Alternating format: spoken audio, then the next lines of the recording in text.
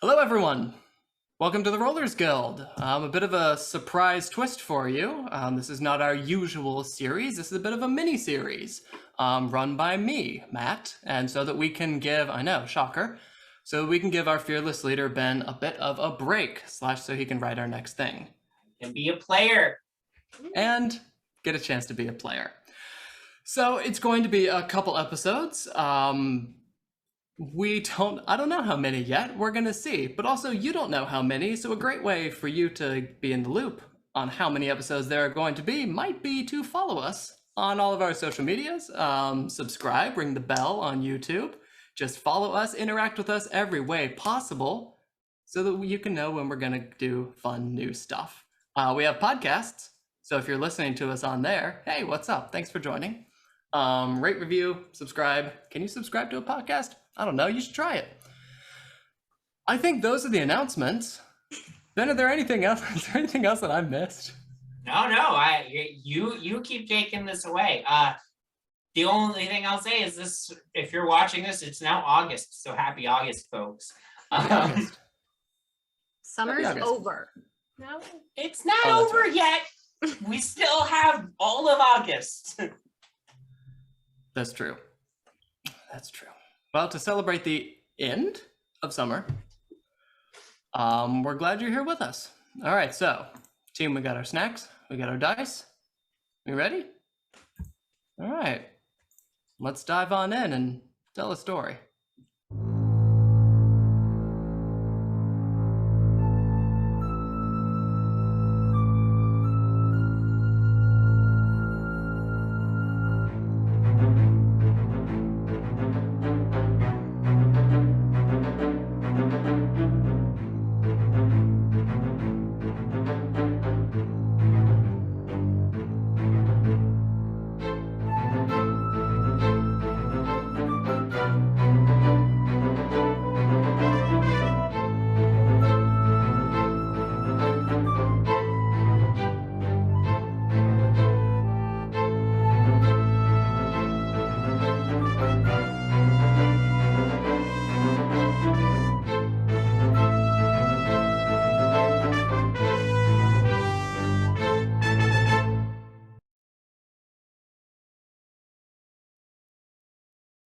We begin on a worn, tree-lined path.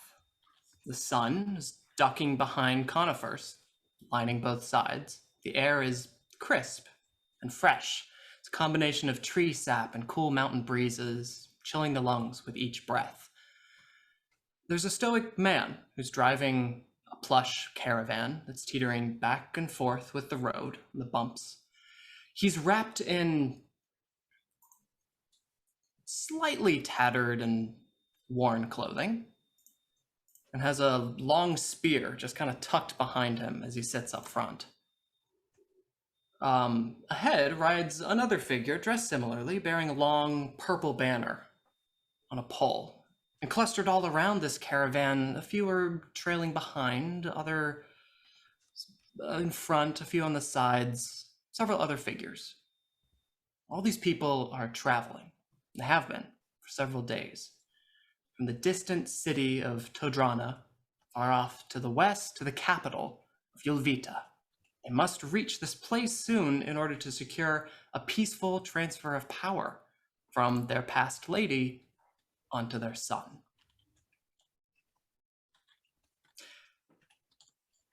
We zoom in a little closer on the individual sitting beside this man. Sam, would you like to describe your character for us? Hi, I'm Ham. I am a barbarian-born man, human man. I like to say that I'm 5'10". I got brown eyes, brown beard, buzz cut, and I just like having a good time with my friends. Yeah, you are enjoying yourself, kind of with the bumps in the road. The man next to you is kind of a little more weary and grumpy. With each bump, there's a bit of a that he lets out, as opposed to perhaps you might be enjoying it a little more. He looks over at you, kind of just shakes his head. Can't wait for this to be over. Oh, why are you enjoying the journey, my friend? It's a lovely day. The air is nice and crisp. Just smell the sap. Well, you just keep an eye out, all right? That's what you're hired Oh. for. I'll do my job. Just, All right. go with the flow, my friend. All right. You look around and some of the others traveling beside you. Off to your left, we have two folks together. You know them to be named Macintosh and Trix. So we're going to go ahead and kind of zoom into those characters as they are traveling just off to the left alongside the caravan. So Zuzu, if you want to describe your character real quick. Sure. Macintosh is a pretty tall wood elf and a cleric. They're about 6 feet tall, and they have coppery skin, very long, lightish brown hair, brown eyes, and they are, yeah, that's pretty much them. They're just a very tall, skinny lad. We love tall and lankies. And Eva, you want to describe Trix for us? Yeah, name's Trix. I'm a little goblin. I'm a sorcerer of the wild magic variety. I always just kind of look a little singed. I always have a bit of a weary look in my eye because I never know when something's just kind of gonna blow up around me. You know what I mean? Chaos it seems to follow me to the point where I got kicked out of hell for it. So I never really know what to expect. I have reddish skin. I always have pretty breezy clothes. After growing up in hell, I enjoy the breeze, right? It's pretty hot down there. And I always have this little stick on me, which you might not think is all that important, but it's pretty important. I stole it on my way out. So yeah, that's Trix. There's nothing I enjoy more than describe your character and casually you say, I got kicked out of hell. The two of you, it's getting a little dusty as right next to the large, especially to you, Trix, horses that are kind of pulling this carriage, this caravan. You're enjoying that breeze, and then it's a bit of a dusty puff that comes up and hits you. You guys have been walking for most of the day. It's about just after midday. So perhaps your feet getting a little tired. I don't know if you're a complainer or not. But Ham's just up there riding. We look to the other side. And we see the other three of this group, this party, that all of you have been hired as additional security to make sure that things go well here. So as we're gonna go around, let's just keep this train rolling. Of this group, why don't we take a look at Kira, your character. What are they doing? Hello, I'm Kayella, and I am a fairly tall wood elf. You look at her and you see light skin and light hair that have just been covered in dirt, and there's leaves kind of just sticking out from her hair. Her clothes are pretty tattered, but of generally good quality when they were probably first bought. But they're covered in mud and sticks, and she just looks a little bit dirty. Sure. As Kayella is walking alongside the caravan, she periodically will check on the nature around, make sure that everything is all right. She keeps trying to figure out what the flowers along the side of the road are, and if she could use them for any sort of potions or healing items.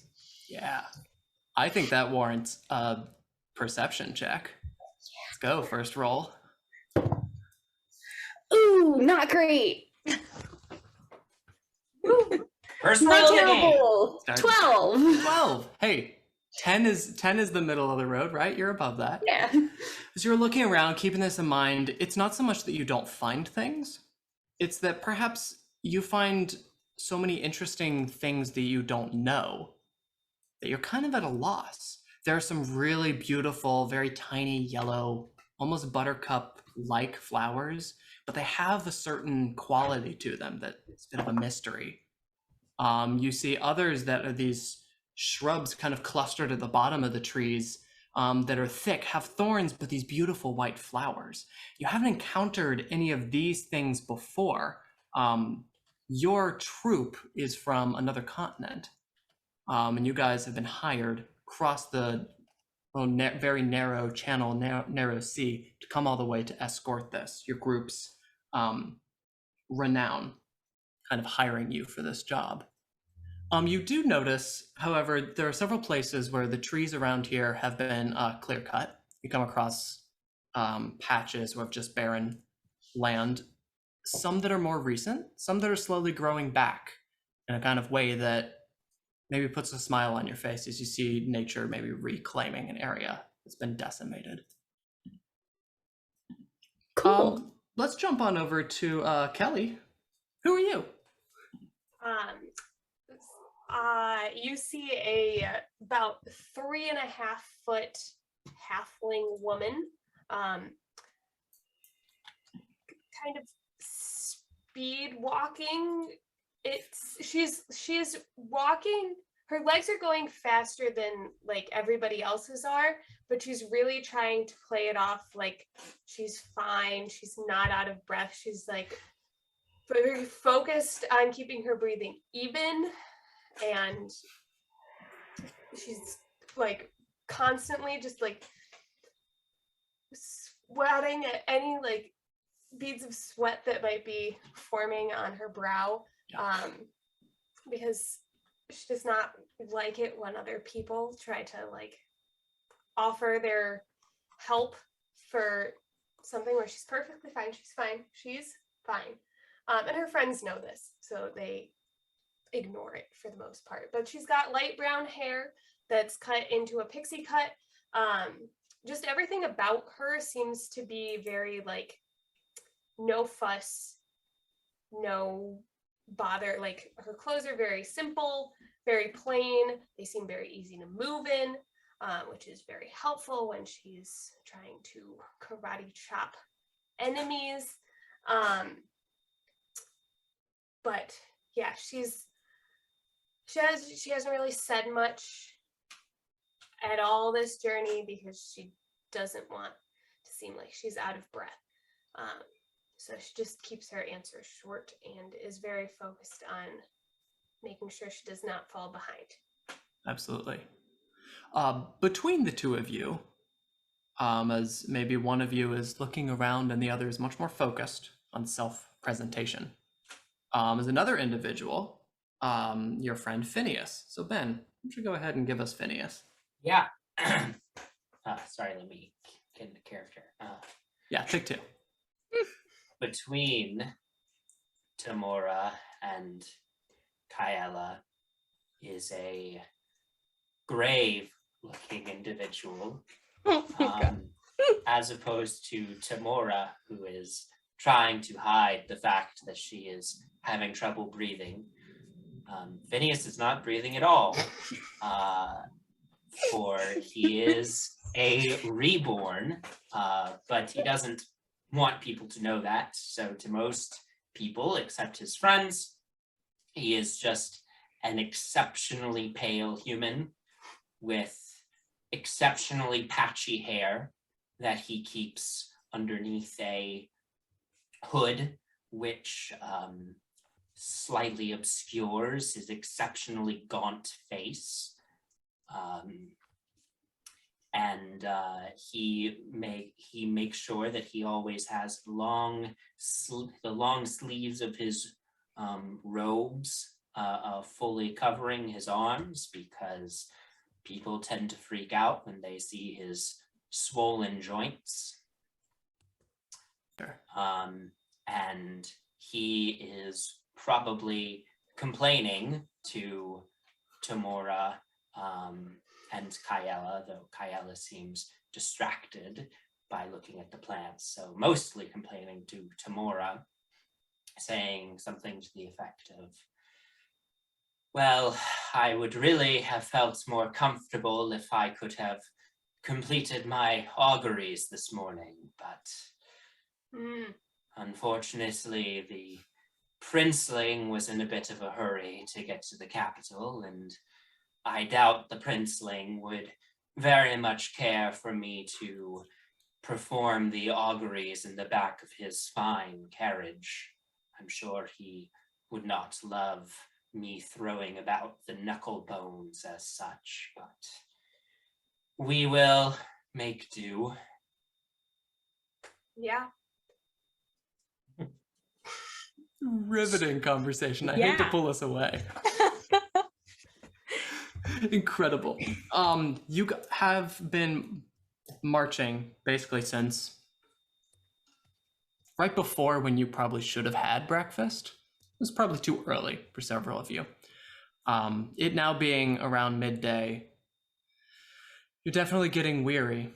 And no one seems to feel that more than the figure that sticks their head out of a little curtained, there's a little glass pane that kind of opens, and between a curtain pops a head right next to your face, Ham.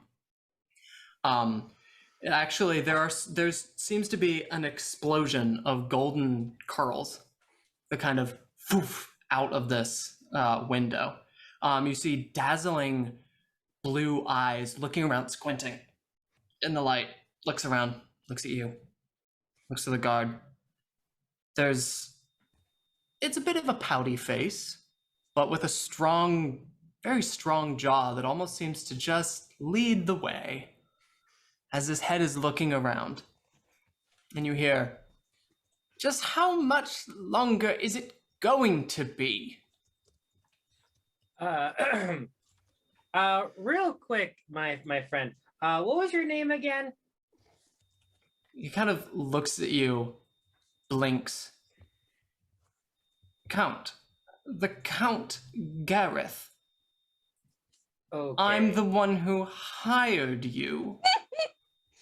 Right. See, Phineas is the one that takes care of the whole talky part.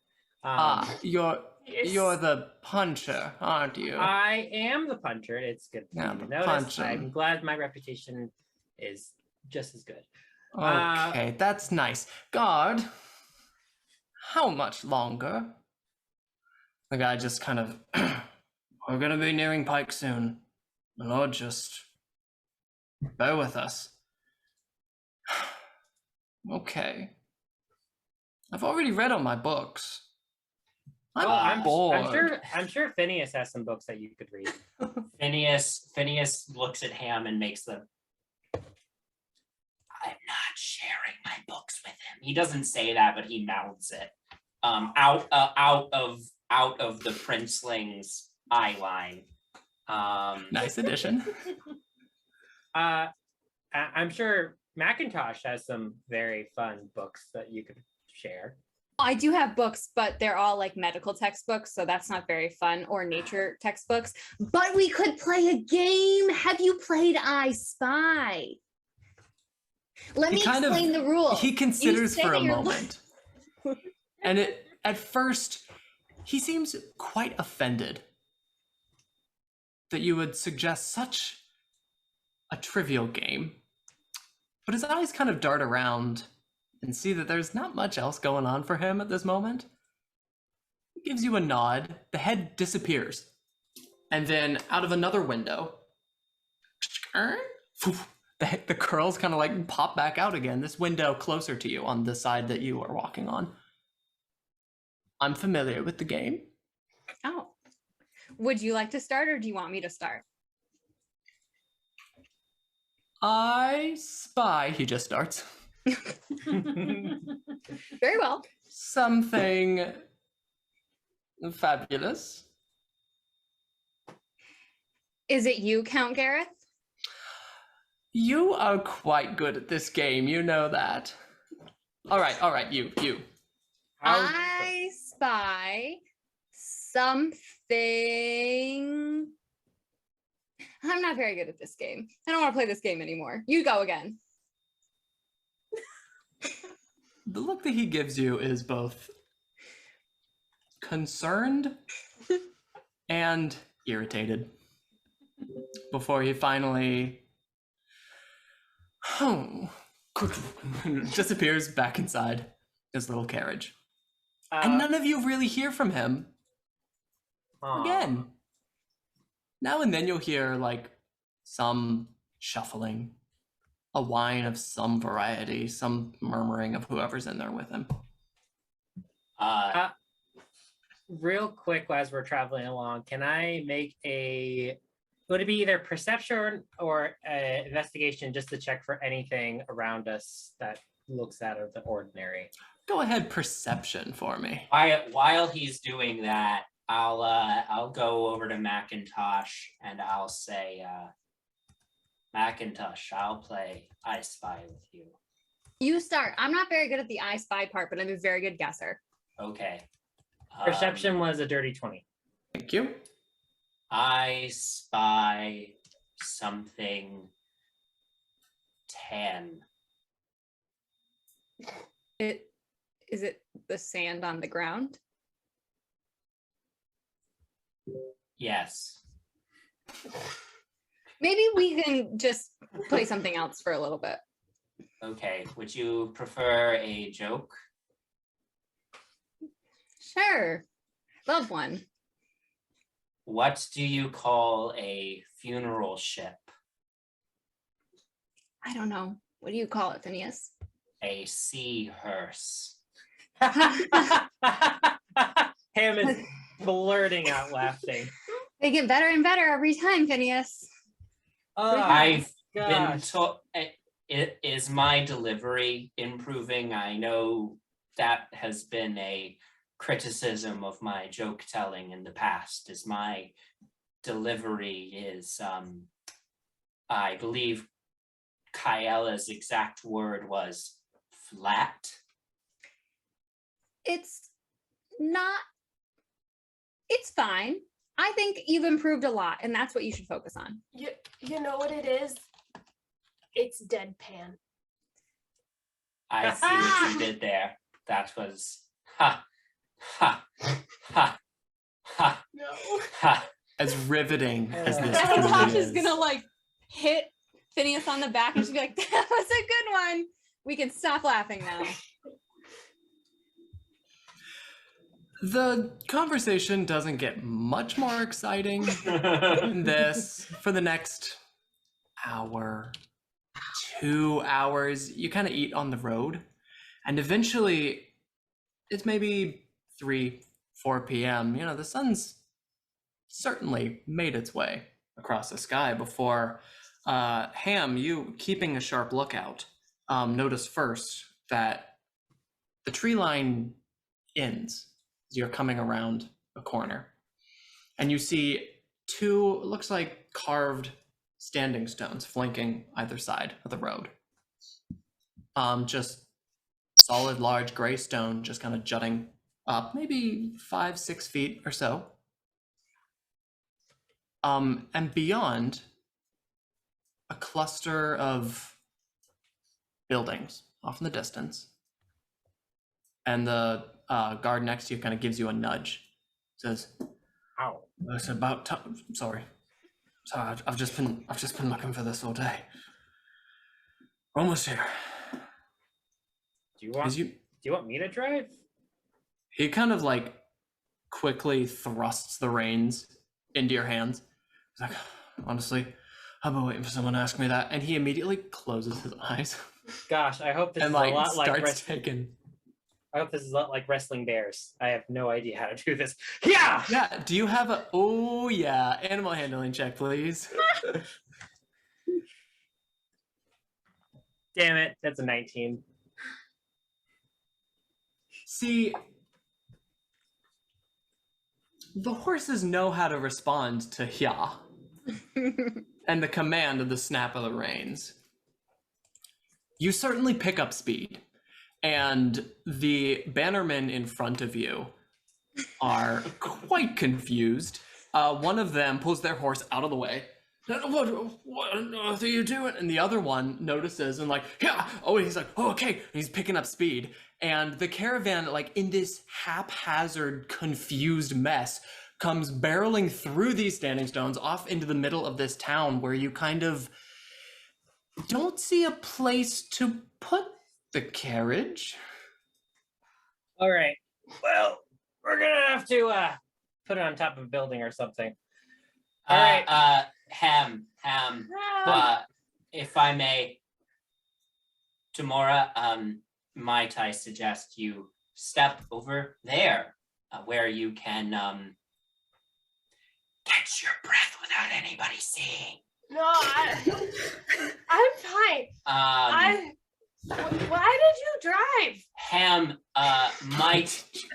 might I suggest instead of putting the carriage atop a building, might I suggest that we allow the bannermen to announce the presence of this town's liege lord? Shit, and right. then Phineas, I'm gonna need you to. This is happening at a very fast pace. sure. I need you to just a general charisma check for me to see if you can get this across in time before the horses are no longer Yeah, near are you. we keeping up with it? Like how That's a far good question. to the Yeah. town were? You said general charisma. General charisma. That was a 21. 21. Oh. You are a slow talker, but you've probably given this lecture before that, Ham, you are able to pick up that entire thing. The rest of you, though, that is a very good question. As we established, all but one of you are walking, and the carriage just suddenly bolted forward. You guys keeping up, or? I mean, how fast is the carriage going? 2 horsepower.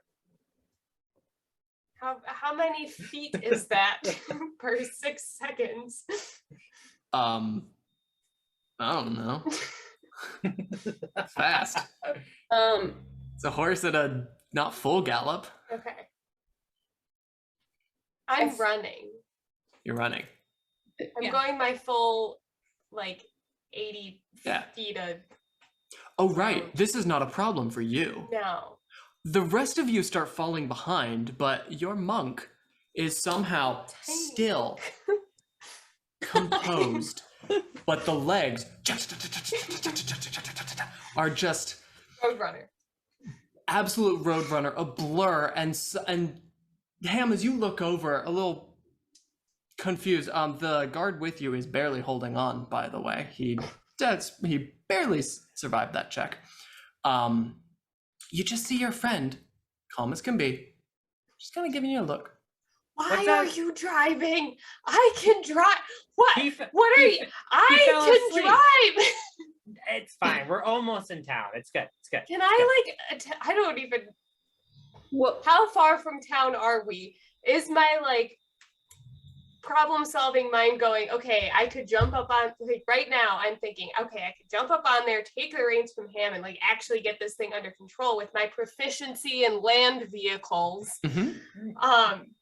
Maybe. How far to town are we? You guys have just crossed past the first building. It's a very, very tiny community. Okay. Is there anything in the immediate, like? That's a good question. Before we get too far, Kyella, as soon as she saw the caravan getting out of there, realized she's not going to be able to keep up walking wild shapes into an owl and flies after the caravan. Or I guess that's silent. You're an owl. I take off and you're able to keep up and kind of very nicely as an owl watch and see all this. And what you do see is barreling towards the center of this tiny cluster of log homes. A few have some patchwork of clay and some masonry and places that maybe were damaged or needed some repairs. But this is not a wealthy community by any stretch of the imagination. It is tiny, it is small, it is set in the middle of this dirt road. It's on the side of a lake, or I guess large pond, small lake, that's glistening, and it's quite picturesque actually, save for the troop now barreling through the middle of it, causing a ruckus.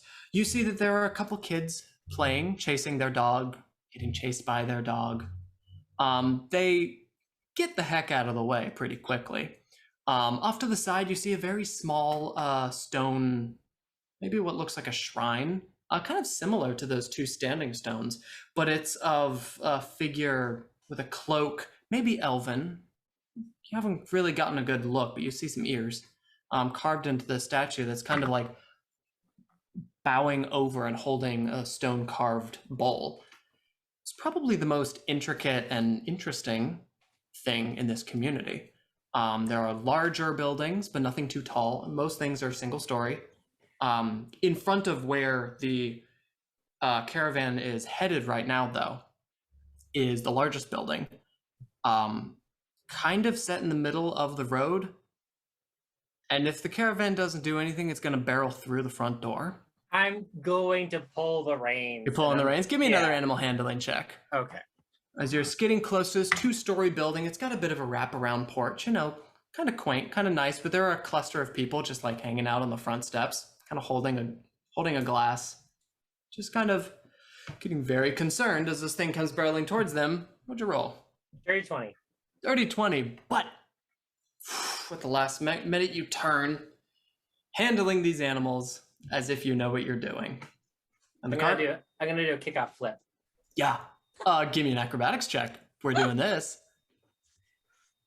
The cart comes skidding to a halt, and dust goes up in the air. Ham jumps off, does a front flip. That was a 13. And lands kind of at an angle on the front steps. It kind of hurts your ankle a little bit. It's not the smoothest landing, but you do land it. In front of just a bunch of locals that are just, boom. They'll just kind of start backing away.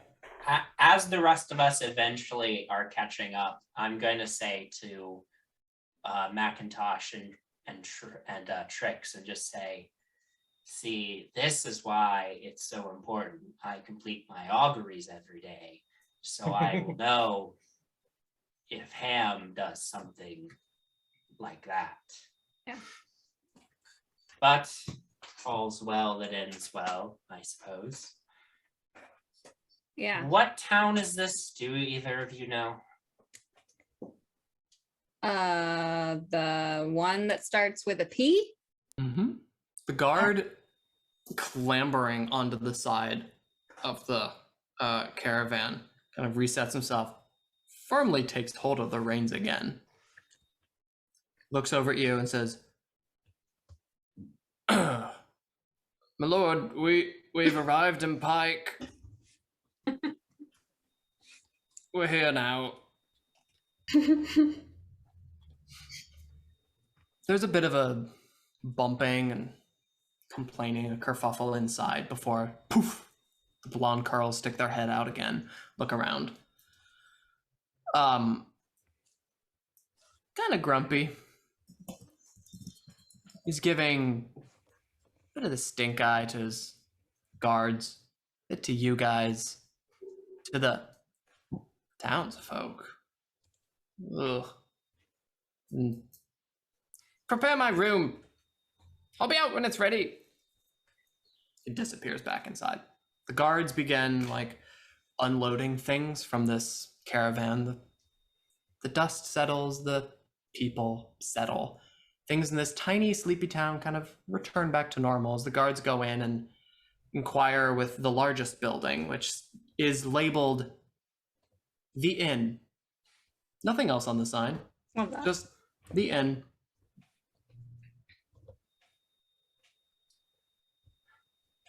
Well, One of the guards kind of walks past you all and says, hope you guys got some money, because we're not paying for your rooms after that shit.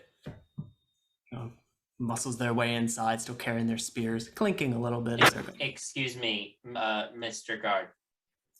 I'm sorry to interrupt you. Who was it that handled the goblins that attacked the caravan 2 days ago?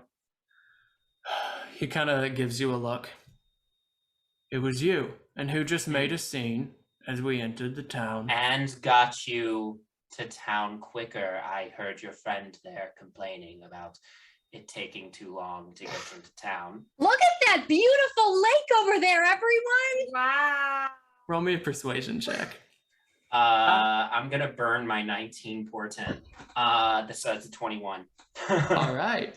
He quickly shuts up and just kind of gives a curt nod.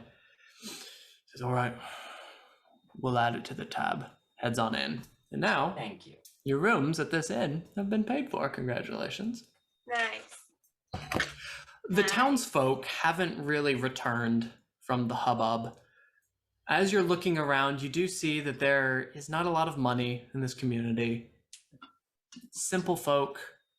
You see that there's a mule pulling a cart of freshly cut wood. It seems that Pike is a logging community that uses maybe the lake, the cooler temperatures to keep the work manageable. And as you're looking around, you see that at the other side of the lake is a tall mountain.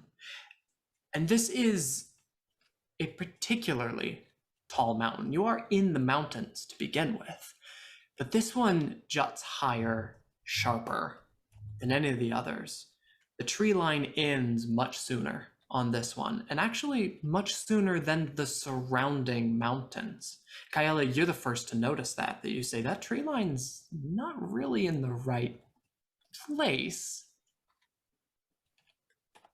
But you don't particularly see anything wrong about it. The trees just would typically still grow a little higher up.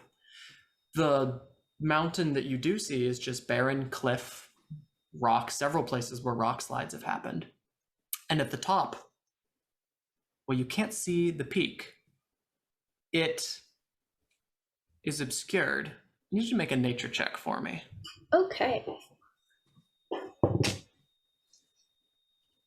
24. 24. You know damn well in your owl form. So if there's a bonus to your perception on that, I mean, you rolled I well. don't know. We'll say sure. 25. Congratulations. I don't know. You see this thing.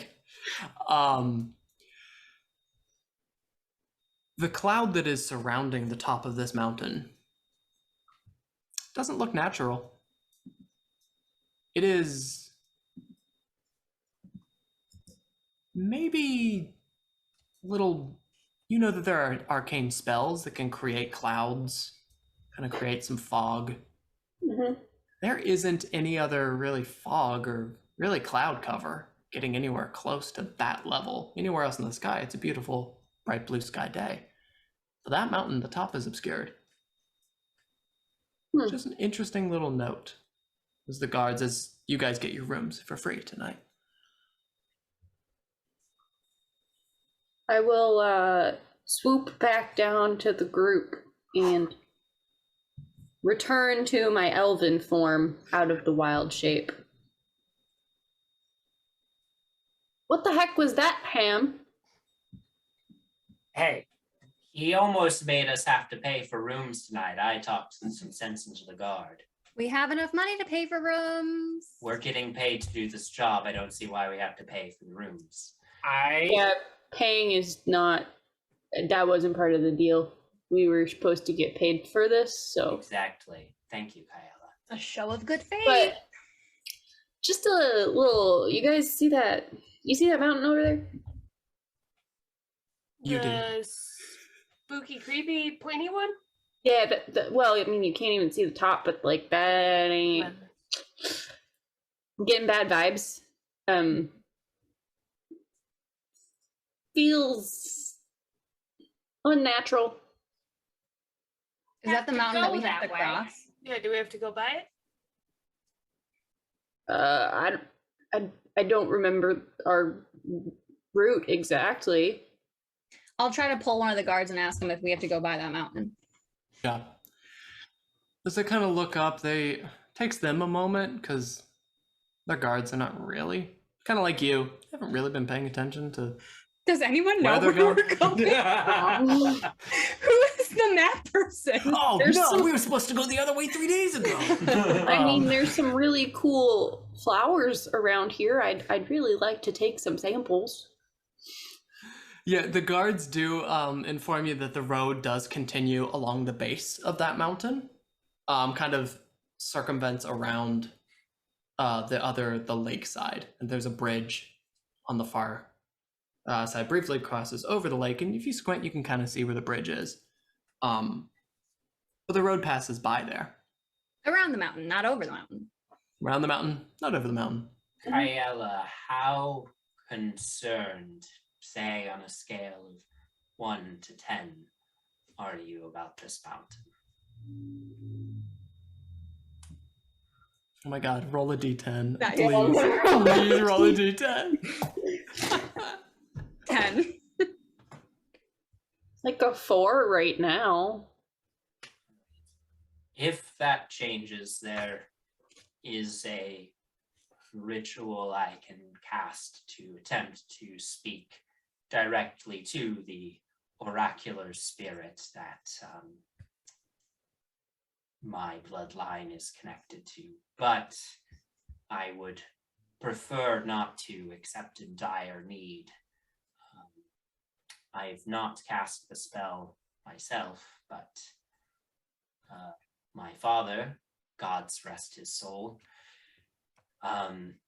did cast it once or twice, and sometimes it was fine, and sometimes it drove him temporarily mad. So It's not that much. Okay. Well, maybe we can just read the bones tomorrow. I will read the bones tomorrow as always, but they are vague and limited. So all this to say, if that concern ticks up pretty close to a 10, I can try it. Well, I don't know what it is right now, but it's not normal, so I guess we'll just be more careful when we're going past that way. Yeah, we won't let Ham drive. Hey, Yeah, that was probably Hey. Poor Ham. not we the best got there decision. Some before more the estimated time, okay? The sun was here, and we were Google expecting it to Maps. be here, okay? Tamora, perhaps tomorrow you should ride at the front of the carriage, seeing as you know how to handle a carriage. Oh, I missed out on a whole day of working. Okay, yeah, sure, I can do that. Definitely. As we're talking, Ham is gonna look for those children that he almost ran over. Mm-hmm. Oh, they're watching, but kind of around the far corner. One of them is like holding the collar of their dog, trying to like keep it from running up and sniffing you guys. They're definitely a little curious, but distant. Ham is gonna point to one that he just sees around the Eyes corner. go wide. You small child, Yeah. there is a tavern in this town, or is it dry? They kind of look to each other. Says, you can get something at the inn has a very tiny selection. I work there. Oh, great! Ah, man. What is your name? Kit. Oh, Kit. And what's your dog's name? Good boy. Good boy. Oh, he's a good boy. He is a good boy. Wow. Yes. All right. Where are you guys from? He's walking forward a little bit. That Way. way. Checking you out. Oh, I'm from that way. And he points at a house like 2 doors down. Nice. Wow. That's cool. Very, very similar. I'm gonna reach out my hand and cast my druid craft and have like a little flower appear in my hand, like bloom in my hand, and hand it to him. Where his eyes were wide, they get even wider. his jaw drops and he actually takes a couple steps back. It's And he looks at you good. and he looks at your group. He just looks at the flower.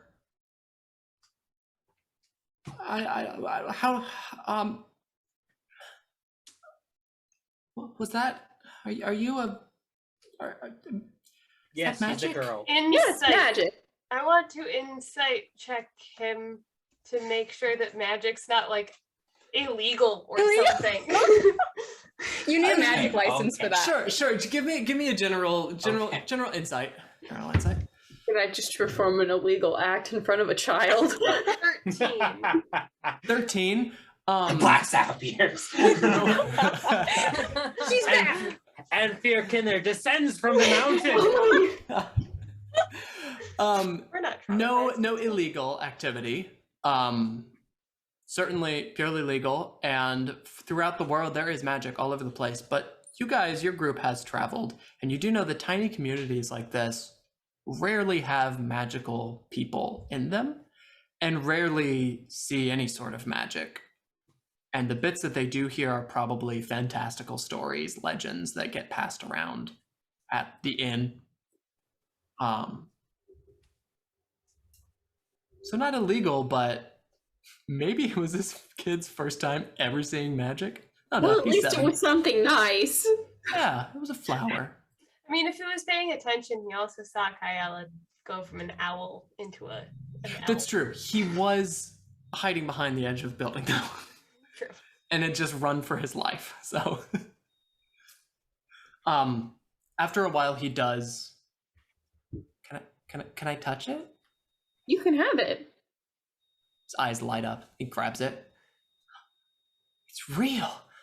He goes, runs off, shows it to the dog, barks, spins around in a circle, dog things.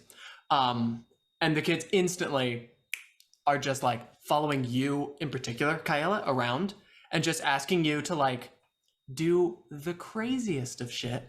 Like they're like, can you turn my house into a bird? Can you make that thing fly? Can you turn my friend into a like any story that they have ever heard of magic happening? They're like, oh, can you do that? Can you do that? What's it like? And you're pestered, constant questions of just these two kids. Seeing this, Phineas Oh, no. is going to step inside the inn so the kids Yeah. don't start pestering him with questions, Sure. and is going to wait at the bar for Ham. Oh, Ham follows suit. Okay, when Ham comes in, I'll beckon you over. Ham Mueller, first drink will be on me.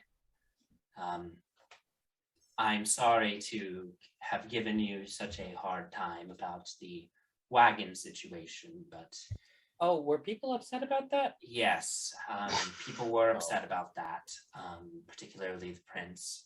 And I'll look around to make sure no one's really listening in. Do I need to make a perception check? I mean, no, there's not. This is not a bustling town. Great. I'll describe the interior in a second, but keep going. Sure. And I'll make sure no one's listening, and then I'll continue and say, look, I'm not the fondest of the princeling, as I'm sure you know, but we do need this job after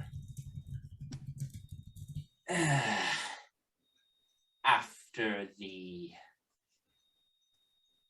last few months have been so dry on finances. So Yeah, well, no one took up my offer of becoming a sideshow, like traveling sideshow. So I was fine. Everybody else. well, Phineas, that's pretty obvious. I mean, we got each other's back. So Right. like basically just one vote. Yes, exactly. Look, I think my comedy routine is really improving. Honestly, man, Um, if there were more people in here, it would be a roaring in here. But regardless, this job is important to keeping our group afloat. So perhaps we do our best to not do reckless things. Unless we're attacked by something, then you can unleash as much recklessness as you want to repel the attackers. Okay, As per well, usual. yes, well, yeah, that's a given. Well, then I guess I'll let Tammy ride crossbow next time. Yes, I think that's a good idea. Because there's no shotguns. It's crossbow. Oh, I was Ah. with you.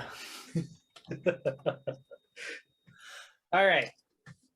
As you look around the rest of this room, kind of take in where you just had this conversation, there's a cluster of gentlemen that are giving these newcomers a bit of an odd look. Maybe they finished work a bit early. They're regulars. You know, they're hanging out. There is a mantle inside. This log cabin with beams. It is a multiple story building. And this main room does take up 2 floors for a little bit. And then there's a staircase that kind of goes off upstairs. And you see eventually, if you guys hang around long enough, you see that the Count, escorted by his guards, are flanked upstairs. And as he heads upstairs, he's requesting a meal and entertainment and music and a hot bath and just a lot of requests. God, And the that man who guy's is, annoying. yeah, maybe a bit too many requests. The man who is kind of like seeing to his needs is a larger gentleman, big, bulky, muscles rippling underneath a shirt that has been washed too many times and now it is tiny on him. A scruffy, enormous, blazingly red beard, and definitely thinned hair that's trying to hide a bit of a comb over. He's wearing an apron. He seems to be the innkeep. He's tending to the Count, and every time you see that he's getting a little bent out of shape about something, he's given a little more money and he's willing to go with it.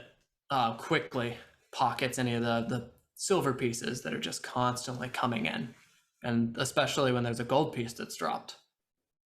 Kind of goes out of his way a bit. Kyella, eventually it was you either enter or stop by the front door. Rufus catches sight of Kit, kind of calls over. Says, Kit, it's time to get working. Stop horsing around. Let's go. And Kit kind of waves goodbye to you, gives you back the flower. Says, I might want it back later. You can keep it now. Okay. I He can takes make it. more.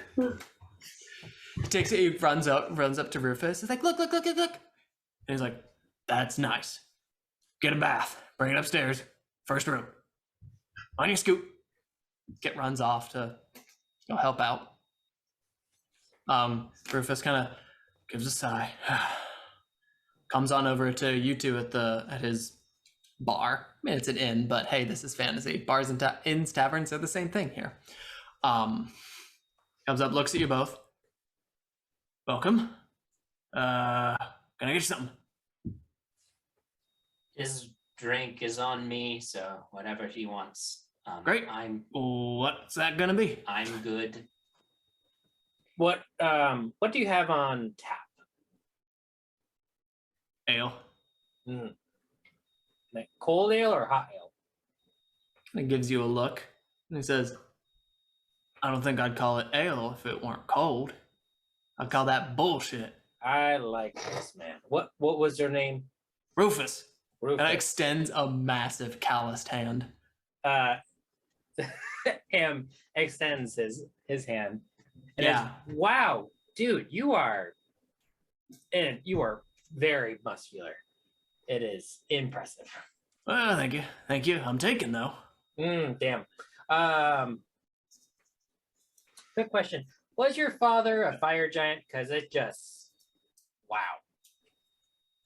Nope. Just another guy named Rufus. Ham. That's fun. Ham, I believe Rufus is a married man. You should stop flirting with him. I'm not flirting. Ah.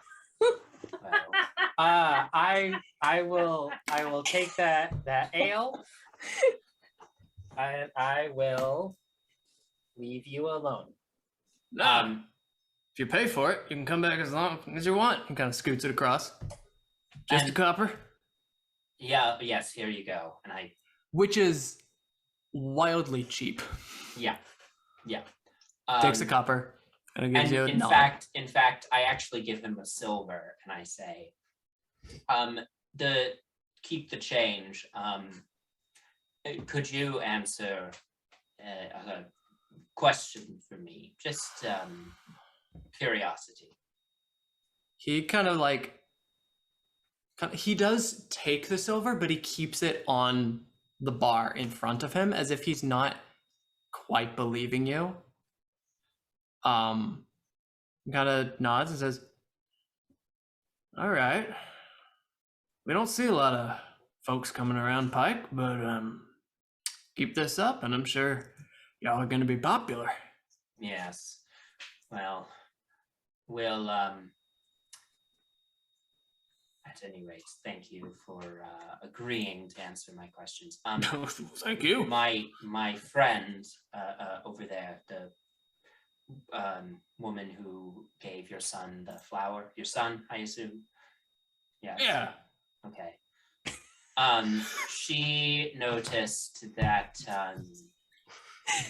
I'm sorry, I had to decide on the spot. That was a hesitation. He didn't have to consider. That was the DM considering. I got you. You're He fine. knows it's his You're son. fine. Rufus was, there's a bit of a discrepancy there. Yeah. Anyway. What's It's that? a family line of Affirmative. Rufuses, but then this Rufus was finally like, no, I'm not cursing my son to have the same name as his father. Finally, freedom. Yeah. Anyway, my friend noticed that the mountain across the way, nearby the really big one, was a little odd. Any local stories about that mountain? And I'm gonna motion Kyella over to hear what he has to say. Sure. I mean, all of you, there are not that many people in this bar. All of you can be around if you want. As he's kind of like getting drink situated for all of you, whatever you're ordering, unless it's something he doesn't have. In which case, he would probably just give you an ale and kind of go, huh? But give me a persuasion check, actually. Low DC, but No, that's not the best. That's 10. Yeah, that's a 10. 10. He certainly, without any of you needing to do an insight check, there is more to this than he is letting on. It's quite obvious that it's not a deceptiveness. It is as he tells his story, you get a sense of a superstition. He says, a mountain, Tempest Cradle. It's a nasty place. Always cloudy. Always just weird. We don't log that side of the lake anymore. We stick to this side. Too many just just weird things happen. Accidents. But here, safe here, and going by it, you're fine. You're fine. It's just we live around here, and we just like to keep our distance. This side of the water. Passes an ale. Oh, Gets himself one. Thank you, Rufus. I'll just pass my ale to Ham. He gets you another ale, just thinking that you are just getting your ale to him. Oh,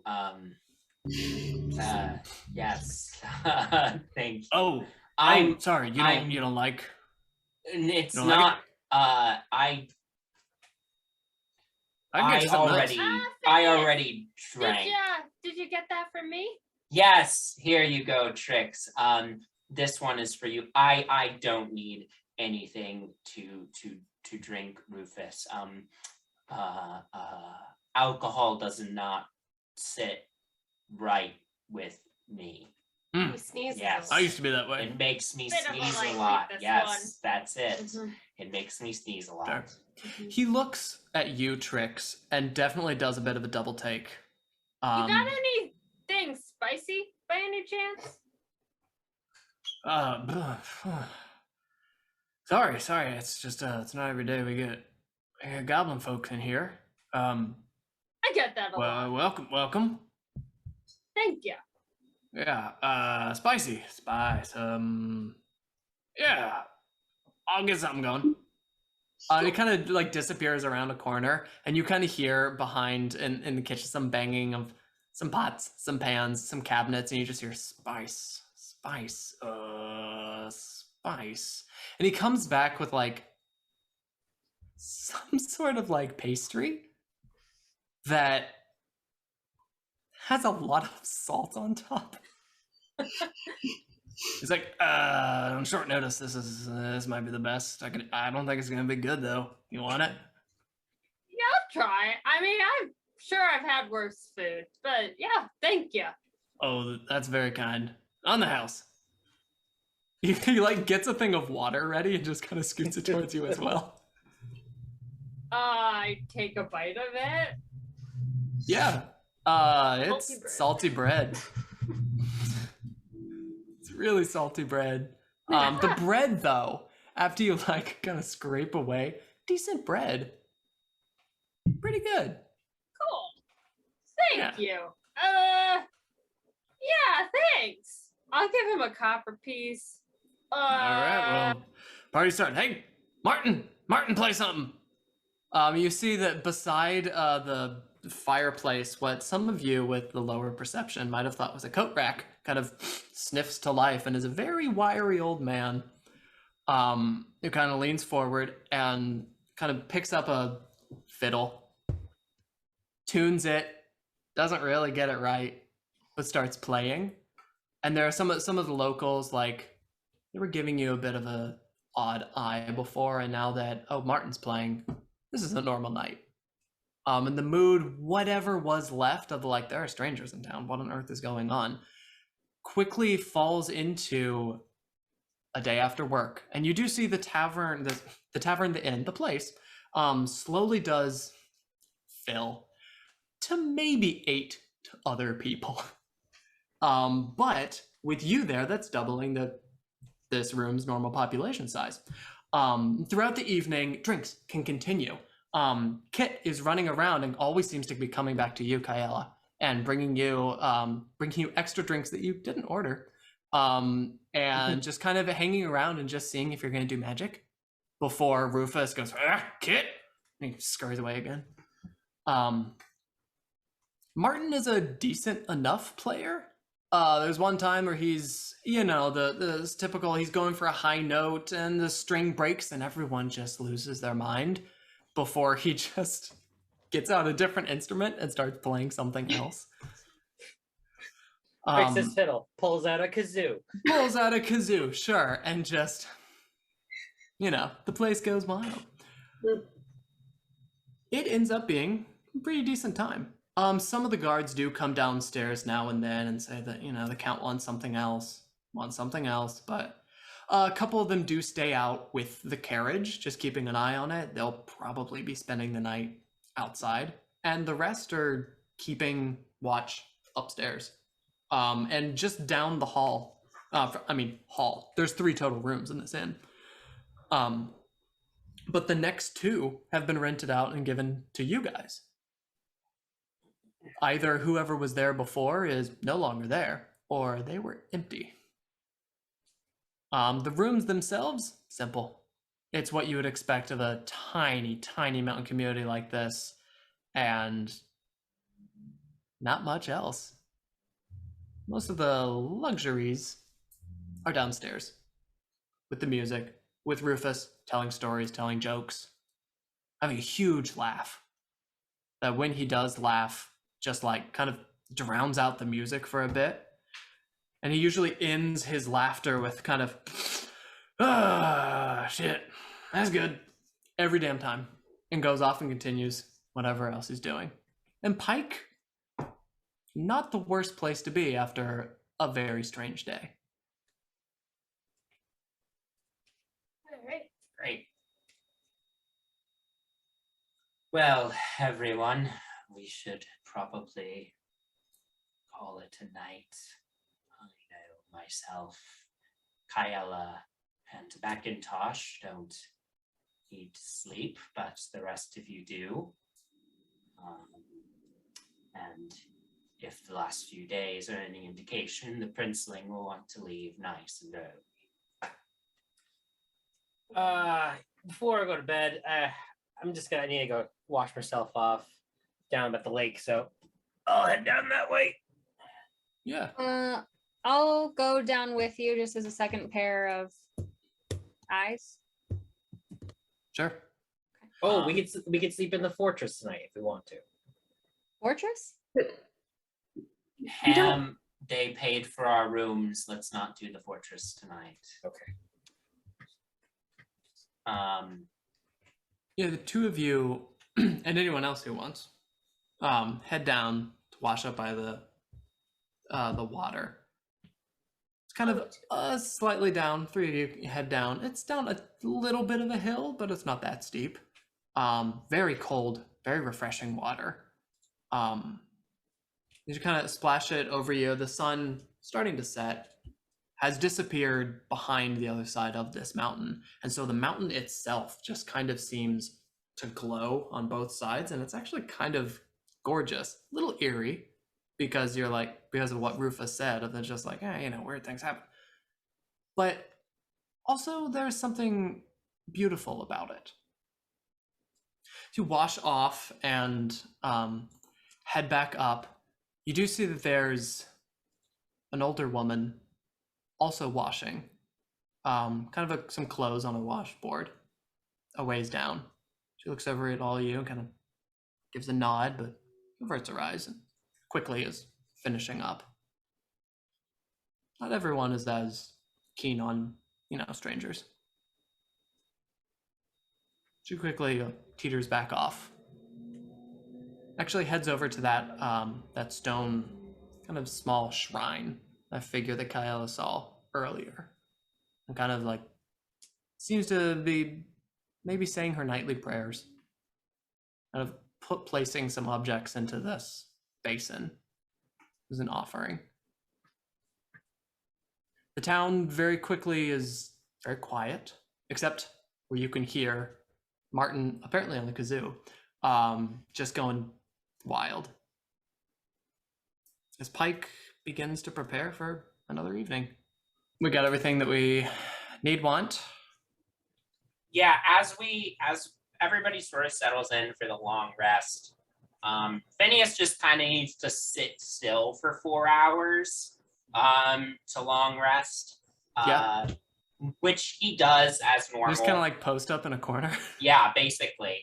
And then, after Phineas finishes, just sort of sitting still for a little while, he's kind of thinking during that time. And as he's thinking, he's not super, super concerned about the mountain yet, but it's starting to, gnaw at the edges. He's been adventuring with these guys long enough to know that typically if there's superstitions about a place, there's probably some kind of monster involved.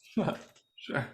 So after the 4 hours rest, he very quietly ritual casts, not contact other planes, which is the spell he was talking about earlier, which would give him much more specific information if it worked, but is instead going to ritual cast divination to try and contact the Oracle. Incredible. Go ahead and remind me of what that text is. So basically, I can ask a single question concerning a specific goal, event, or activity to occur within the next 7 days.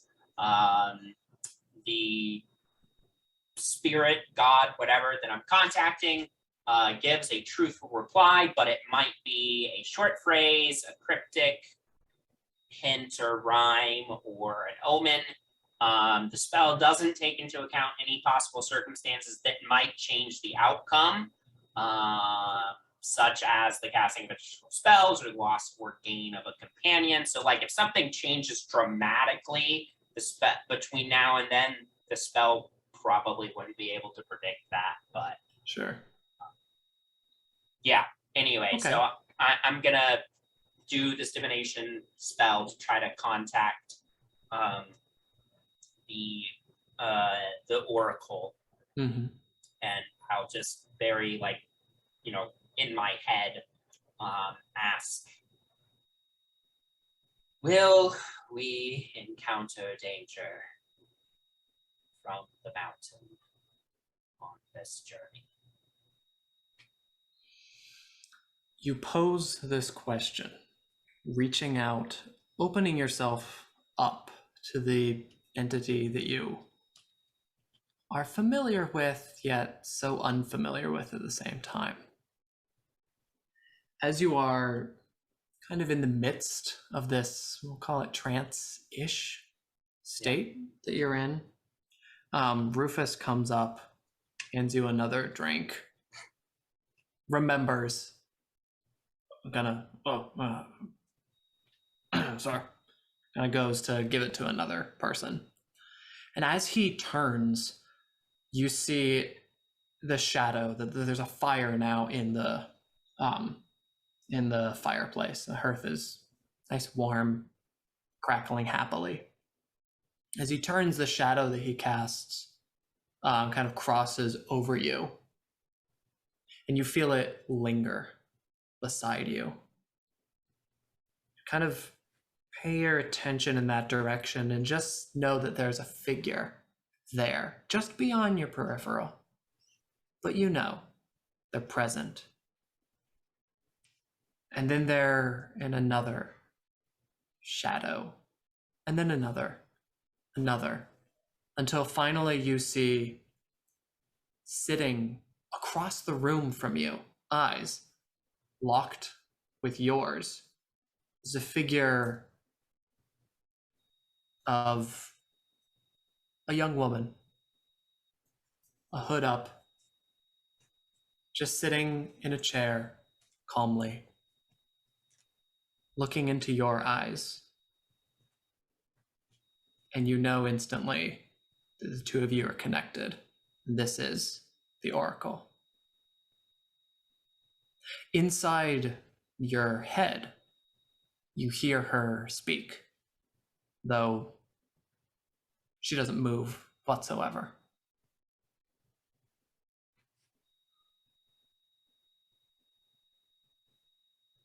Danger is all around us. It I'll wakes just us roll up. my eyes. It wakes us up. It rocks us to sleep. Those specific dangers come with specific thrills. This is what you're referring to, I would imagine. And you do see that there's a bit of a smile on the edge of her mouth. She just nods. And you see the eyes that she have that kind of just like quickly roll back, just are whites, as the Oracle themselves seem to take a glance. And the eyesight returns back to you. Yes. Vicious. Hungry. Ambitious. Revengeful. Lonely. Ruinous. Weeping. Danger.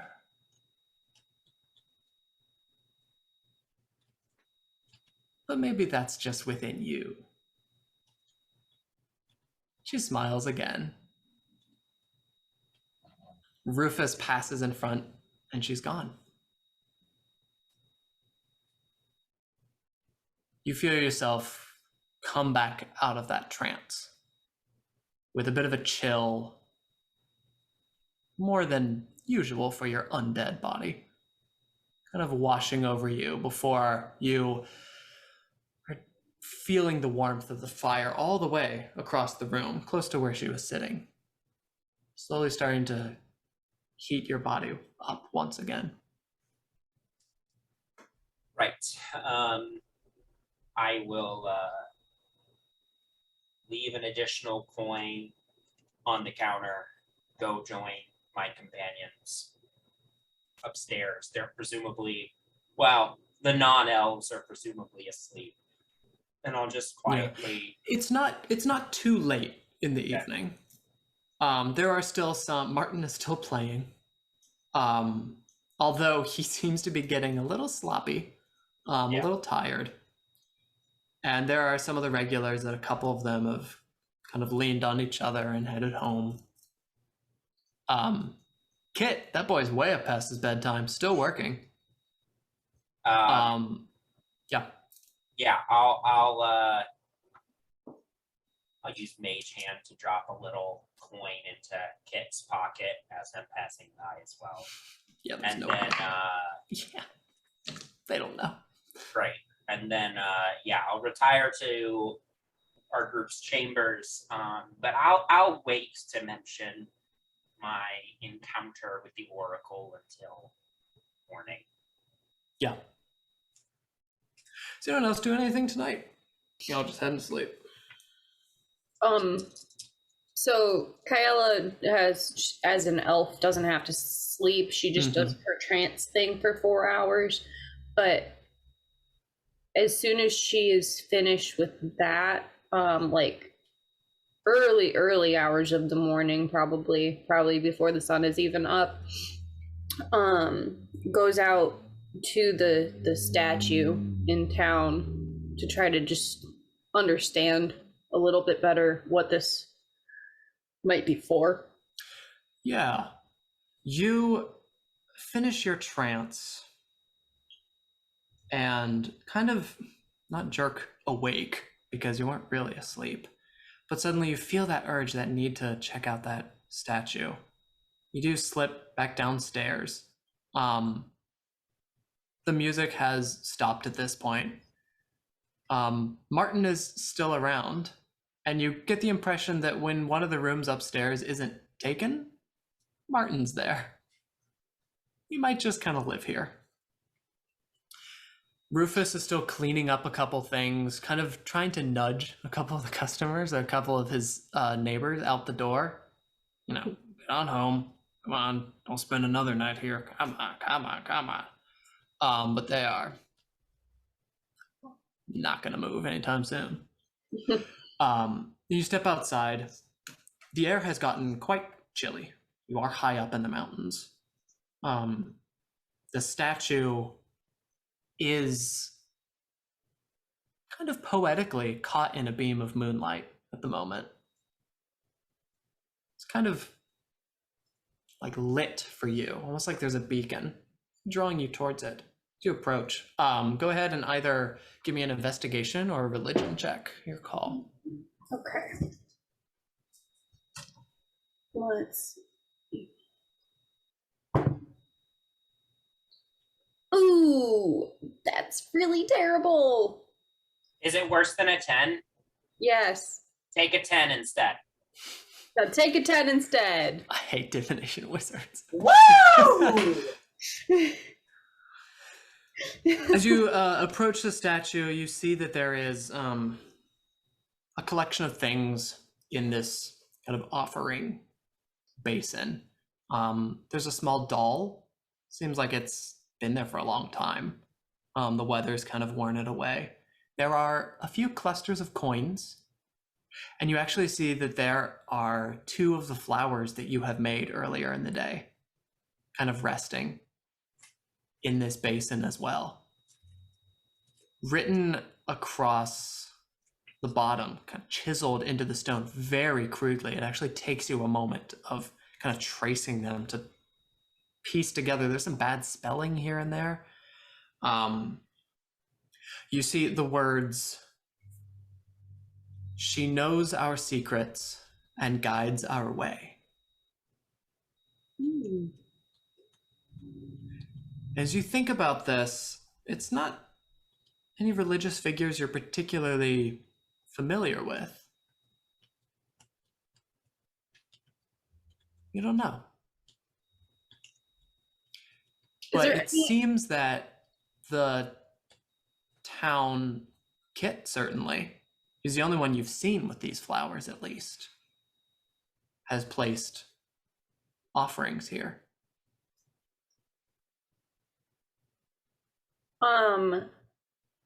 How is the statue oriented with respect to the mountain? It's bowed, so it's not looking like at the mountain. It is directed in the direction of the mountain, though it's not perfectly lined up to where you would imagine the peak would be, Sure. right? It's kind of off to the side a little bit. There's another close mountain.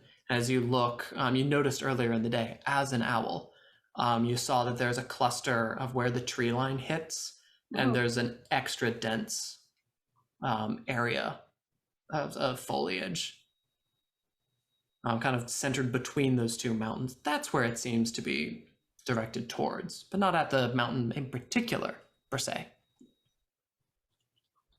Okay. I think I will just kind of sit outside in the town, maybe walk around a little bit, just waiting for the rest of the group to be up and ready to go for the day. Nothing significant, just kind of looking around. Yeah. Is anyone else wanting to do anything in particular, or are y'all snoozling? Right before bed, Mhm. Trix is gonna go to the bar and be like, "Could I get 2 ales, please?" 2 ales. Great. 1, 2. Trix is gonna take out some pepper she just has like chilling in her thing. She's gonna just like dust it off a little bit and then just sort of crush them with her fist and put them into 2 drinks and push one to Rufus and be like, "This is what I mean by spicy," and just throw it back. Have a good night there, Rufus. Drains it. All of it. Is he How good with the spicy spice? how spicy we talking? What kind of Spicy pepper as are we hell. talking? Pretty spicy. That is a natural 20 on the Constitution saving throw. Hell yeah. I'm gonna His- plop a silver piece down. Yeah, his face matches the redness of his beard. And he looks at you, We're twinning. belches, and goes, "Now that's worthy of a proper swear. Fuck, that's hot." Have a good night. Oh. It takes him a long moment before he moves again. And that's why he accidentally brings you a drink, Phineas. Because his mind is still reeling a little bit before. Right, he doesn't. Okay. Right. Trix's gonna go to bed after that. Yeah. Oh, thank you for broadening his horizons. I'm so proud of him. As we're falling asleep Yeah. and the room is dark, Ham is sleeping on the floor, just with his cot. He whispers to Mac, "Psst, Mac, Hmm. want to play I Spy? You should be sleeping, Ham. I spy with my little eye something dark." Is it the room we're in, Ham? Oh my god, you're really good at this game. Okay. Okay, your turn. I spy with my little eye someone who should be sleeping. Is it me? Yep, go to bed. Okay. All right. I just wanted to play earlier. Okay, and now, okay. All right, we'll play tomorrow. We'll play more tomorrow. Thanks, Mac. The two of you start nestling back into your bedrolls, what have you. Ham, you kind of wonder quietly, should I have picked something else? Was it too easy? I don't know. Man, I'll have to get her good next time. Get him good. You look back out the window where it was light. You know, the moon was there. It was the one thing that, maybe if you said something outside the room, like the moon, that'll be good next time. And you look out the window, the moon isn't there. In fact, it's very dark in your room. I'm gonna We roll can- to see if Mac cares about this. Yeah. 1 to 10.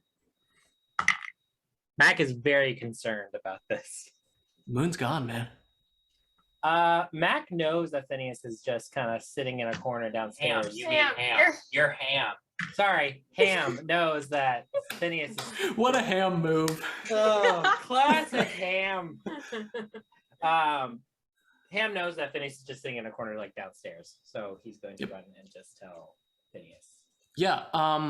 Uh, At first, just give me a general athletics check. Sure. It is black in your room. That is a nat 20 plus 7. All right. You get out.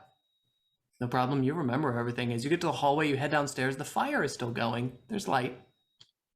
It's not pitch black anywhere else. Okay. Ham, I Phineas. thought you were sleeping. We have a long There's day no moon. tomorrow. There's no moon. There's no moon. Pardon? There's no moon. There was a moon. Now there's no moon. Phineas will get up, go outside, look up at the sky. Do I see a moon? You open the door and see blackness. See, no moon. Kyella, you are outside, wandering around, exploring the town. My bad. Exploring the town, the community. When suddenly it's dark. May I make an Arcana check? Yep. Well, I wish I had known about this a few hours ago before I talked to the Oracle. I really don't like to talk to the Oracle more than once a day if I can avoid it. That was a 26. 26. So, obviously, this is not natural. The interior of the inn, nothing different about it. It seems to be the exterior. And as you kind of take a step, delicately, carefully, reach out, it's not like there's a wall that suddenly, my hand is gone. The light seems to fade quicker, as if it's being suppressed. This is certainly a magical darkness. And remind me of the group who has dark vision. Oh, great. So Kyella, you truly, even with your dark vision, you see nothing. It is darkness. You do, however, see the faintest of lights start at one point. It seemed so far away. But you do hear, maybe 25, 30 feet away, there's no moon. There's no moon. There was a moon. Now there's no moon. It's Ham in that direction. But it doesn't sound very far away, but it's in the direction of that light that looks so far. I'm gonna, as this is happening, I'm gonna say to Ham, was everyone but me upstairs in the rooms? It's like so close to dawn, but I know Mac was there. I think I saw Trix there. I could have sworn I heard Tammy go up the stairs. Kyella, Not on my radar. Okay. First thing I'll do message to Kyla, but I'll point it upstairs, and I'll be like, Kyla, are you upstairs? Presumably upon hearing no reply from upstairs, Yeah. I will instead look out the doorway and I'll cast message again, Mm-hmm. and I'll do Kyla, did you go out? Are you outside? You hear this? I do. You do. You hear this? I went to look at the statue. I can't see anything now. It's so dark. Can you see the light from the open door? Yes, but it's very far. I am not sure what phenomenon this is. It is clearly magical. I would suggest you make haste to return to the lit interior of the inn. I will, to the best of my ability, walk in that direction with hands outstretched, trying to not run into anything. Oh, Yeah, you're trying to remember the surroundings and trying to be like, okay, there was a larger rock there. I got to be careful in so many paces or whatever. As you're walking, hands out, the light seems so far, so far, so far, and then suddenly it's close. And Phineas, you can see coming out of the darkness, Kyla. She's joined you.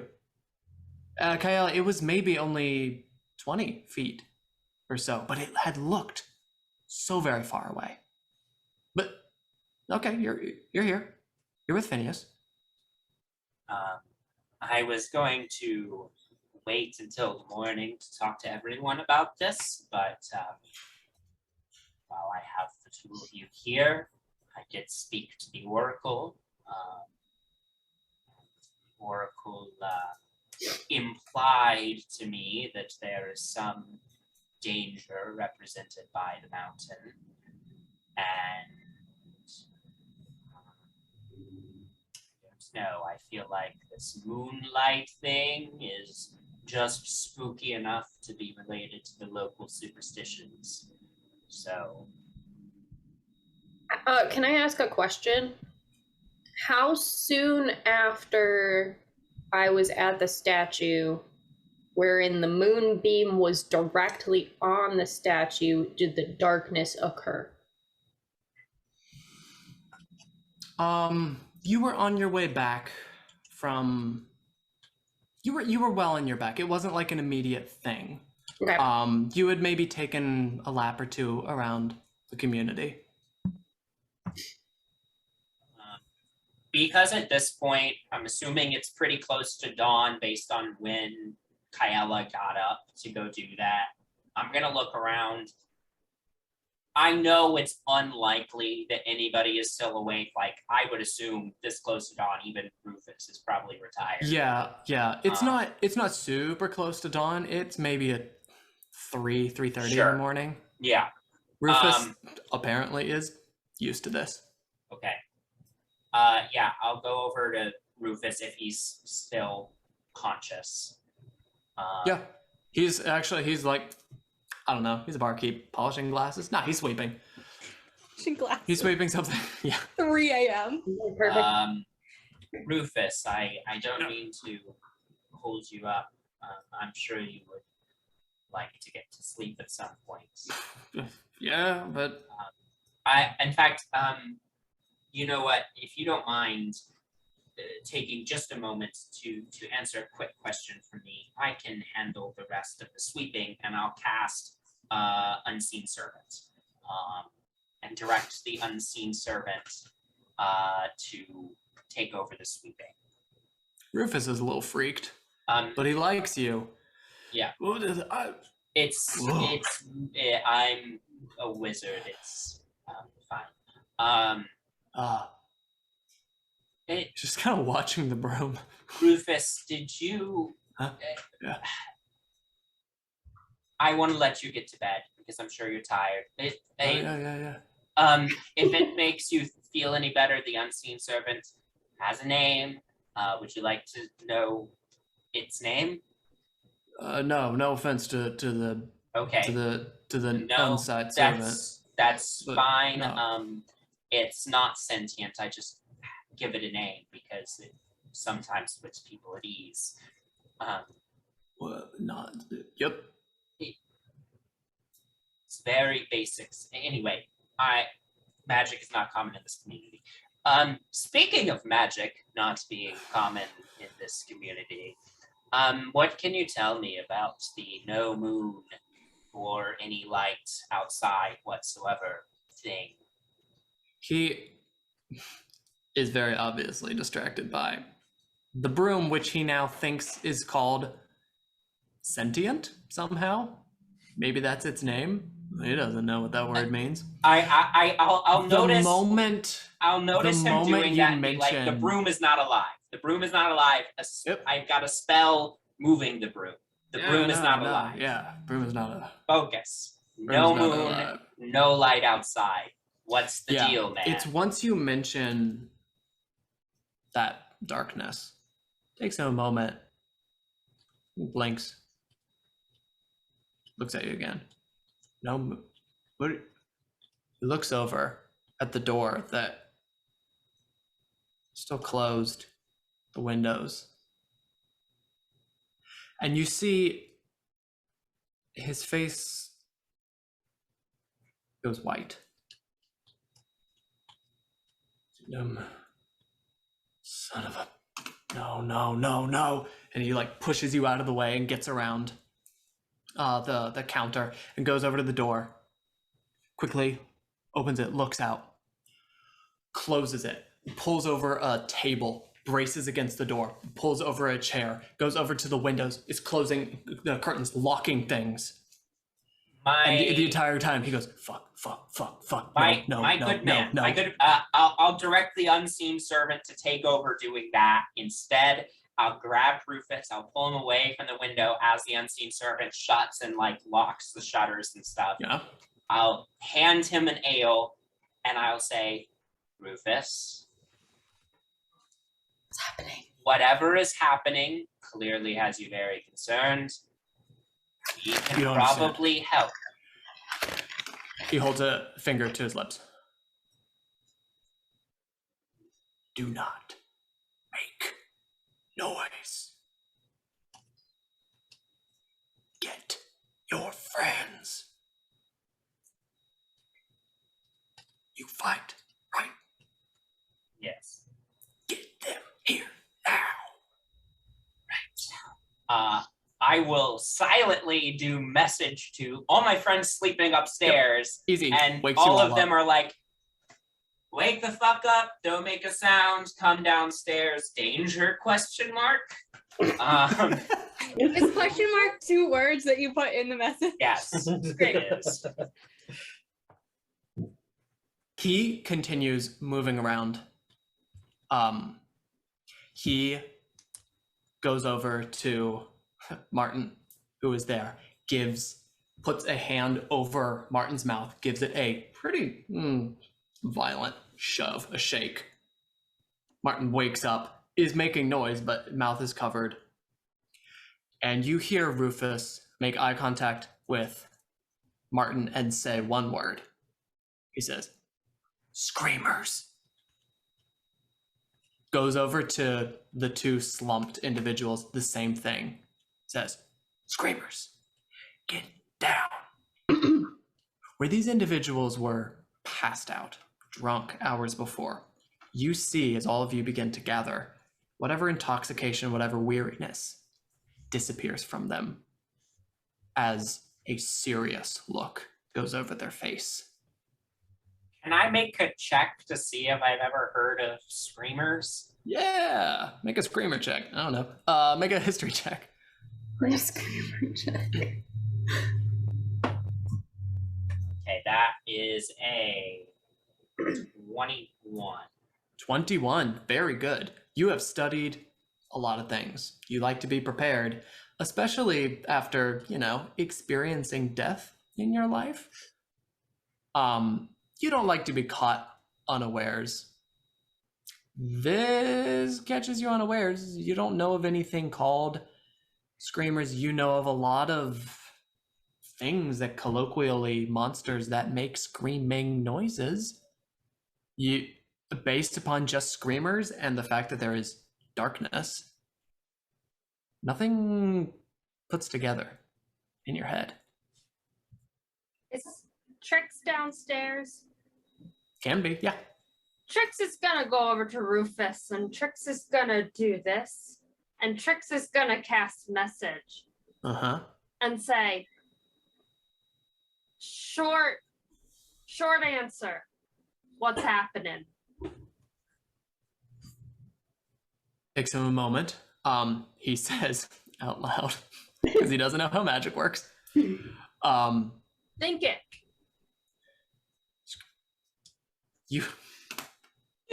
You hear, think it.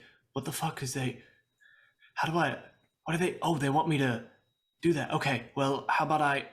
And the message ends. But what he says out loud, is they will leave us alone if they don't know where we are. Just stay quiet. Can you find Kit? And he points to like the back room. Yeah, Tammy. While people are trying to communicate telepathically, I'm looking for paper and a pen so that I can write down thoughts. Yeah. Macintosh always has a little journal on them, so So I'm gonna hit you okay. There you in go. the knee, and when Rufus while Tamora is like writing something in the journal, when Rufus mentions Kit and points to the back room, I will send a message in that direction and say, Kit, if you can hear me, do not be alarmed. I am I'm a friend of the elf that gave you that Magically. nice flower earlier. If you could please return to the main room of the inn, your father would like you to come in here. You lucky son of a bitch. This kid keeps his cool. Clearly, I need to keep rolling this dice later on, because this gives big numbers. Ooh. Trix, you, I presume, correct me if I'm wrong, are darting around to go and see to this boy. He pointed in that direction as Phineas is getting this message. And you see, wrapped around, kind of as you like dip around the corner, you see just waking up in like kind of a makeshift bed. Maybe Kit has the other one upstairs that someone else is sleeping in right now. Just a makeshift bed of pillows, not the best rags, one big knitted blanket. You see sitting just eyes wide, bolted upright, just looking around, and makes eye contact with you is Kit, who looks very confused but very concerned, but has not made any noise. I'm gonna go like this and just motion me. I'm gonna bring him out to his dad. As you see, he starts walking forward to join you. He stops, and you see almost a look of understanding on his face. And he goes back to the blankets and grabs them and moves over to you silently and gives you a shush as well. Hands you a blanket and goes over to where you see there is a back door. And you see him stuff it underneath this blanket underneath the door. And then he goes over to where there's like an old tin bucket, maybe with a mop. And he puts the blankets around this bucket. And you see that he is eliminating chances to make noise all throughout the room. He might know what is going on. This is not the first time someone has told him to be quiet like this. I'm gonna do what I did before. Just be like, Mhm. and I'm going to cast message and say, don't be alarmed. Just think in your head and I'll hear you, okay? What are screamers? That is also what I'm writing on the piece of paper. Yeah. Screamers. I don't know. You hear. They yell and they take people, but they don't make noise. Don't make noise. Okay. If there's cold, don't go near it. Stay hidden. They will take you. Eventually, Tammy, you get the same type of thing from Rufus. It takes you a little longer because Rufus is clearly not a good speller. As you are all gathered around, and you see that Rufus kind of gathers everyone else behind the bar, where he then reaches underneath, and you hear like a clunk, and he pulls out a massive great axe.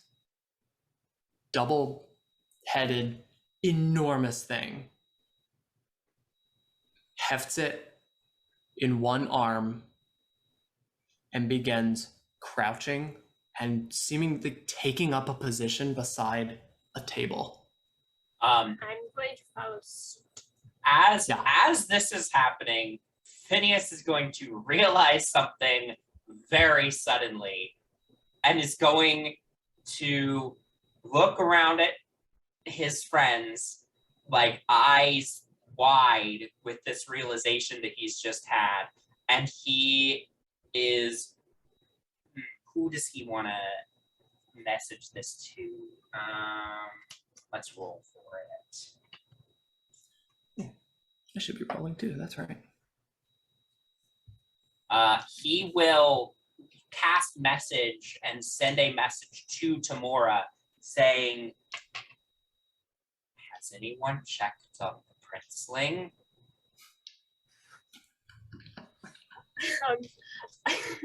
I get that and mouth and say in my head, oh fuck. And I am going to use all of my monk skill to like bounce up the stairs really quickly and quietly. Yeah. With the journal from Mac in my hand, and like I'm writing out. Before you go, I'll cast light on the pen, so that it's shedding light as you're going and can be a source of light as you're making your way up stairs Smart. into the dark upper hall. But I just write 1. Is the prince okay? 2. No, and then I scribble it out. 1. Do not speak. 2. There's something called screamers outside. It's really important that you don't make a sound. 3. Is the prince okay? 4. I'm serious. Do not say or move. Yes, no, only. Just make two checks for me. The first is stealth check, getting upstairs. All sneaky quiet. 11. 11. There are a couple steps that catch you off guard and make a noise, and it's irritating, but nothing seems to come of it. You get now. Give me a persuasion check as you reach. There are 2 guards that are standing outside the count's room. They're kind of giving you a look as you just like darted quietly around the corner. You're like, oh. 16. What was it? 16. 16? Yeah. They give you a bit of a look, and then one of them nods, confused, kind of turns and like undoes the door, looks in, it creaks a little bit, sticks his head back in, gives a thumbs up.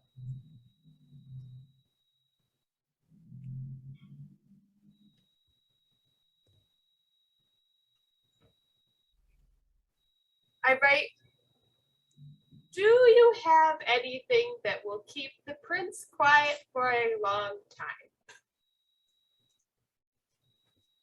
Don't try waking Reads that boy that. up.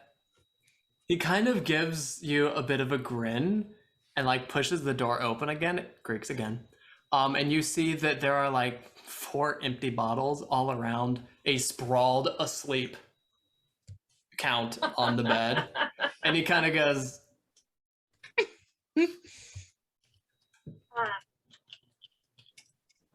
the 2 guards that are inside the room with him, one of them is asleep.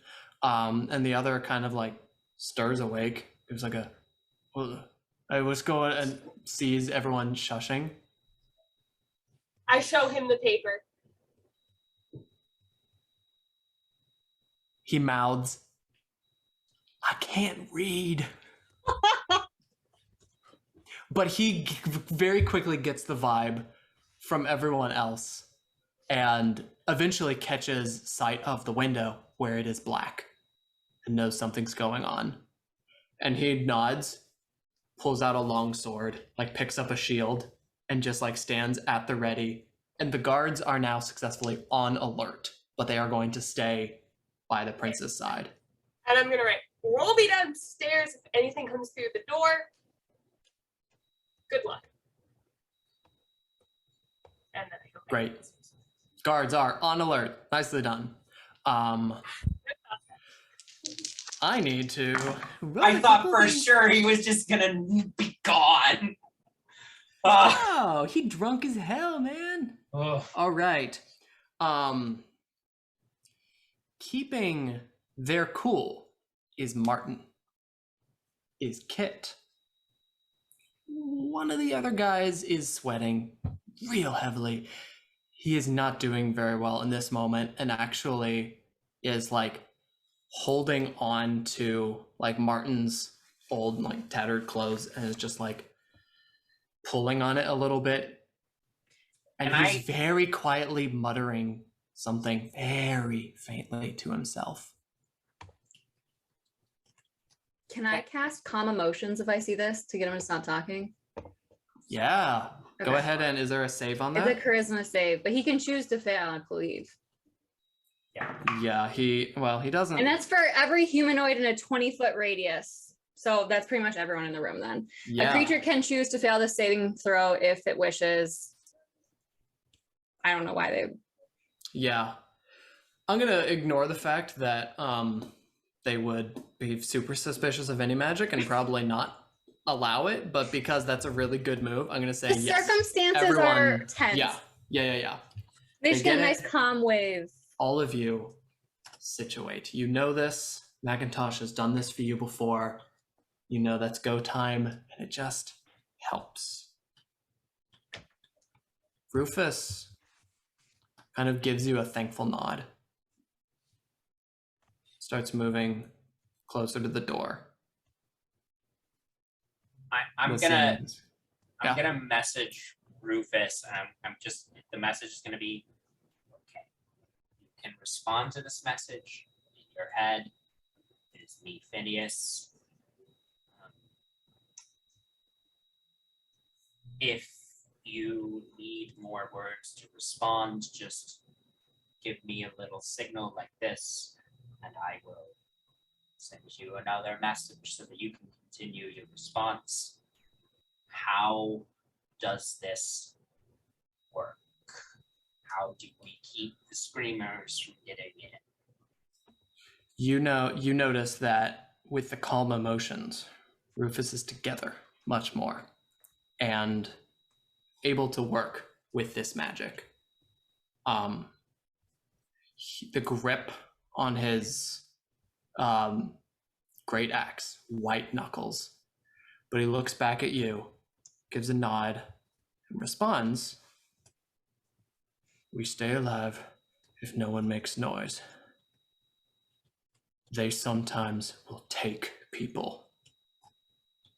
We don't know where. But if it is them, we'll know."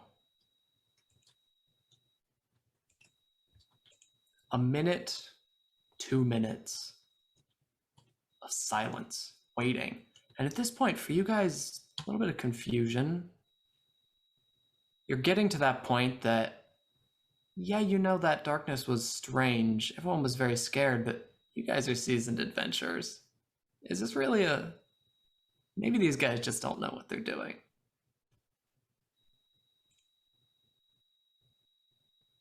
You all hear outside suddenly just this.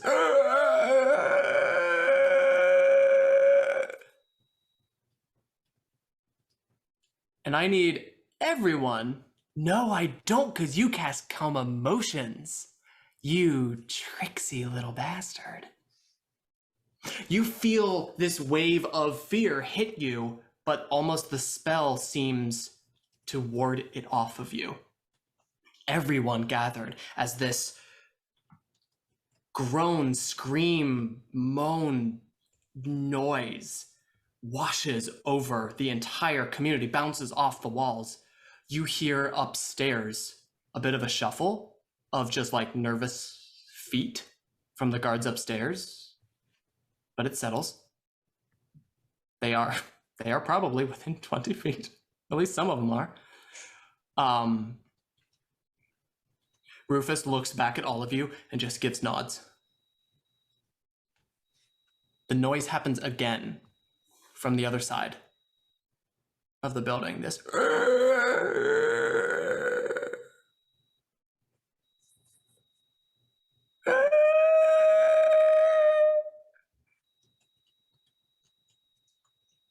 Question. From that noise, is that enough to make a survival check? Yeah, go ahead and make a survival check for me. 'Cause if it's a Fey, fiend, or undead, I have advantage. So can I make like a something check to see if I know if it's one of those things? Yeah, And just make a general yeah. survival check. Yeah, go ahead and what are you again? Monk? Yeah, survival. Survival. That's a 21. Just to 21. see if I know if it's one of those things. You said Fey, Fiend, Undead? Yes. Fey, Fiend, Undead. You, I have to look at my thing here. Where did I put this? On my notes. I thought I had decided.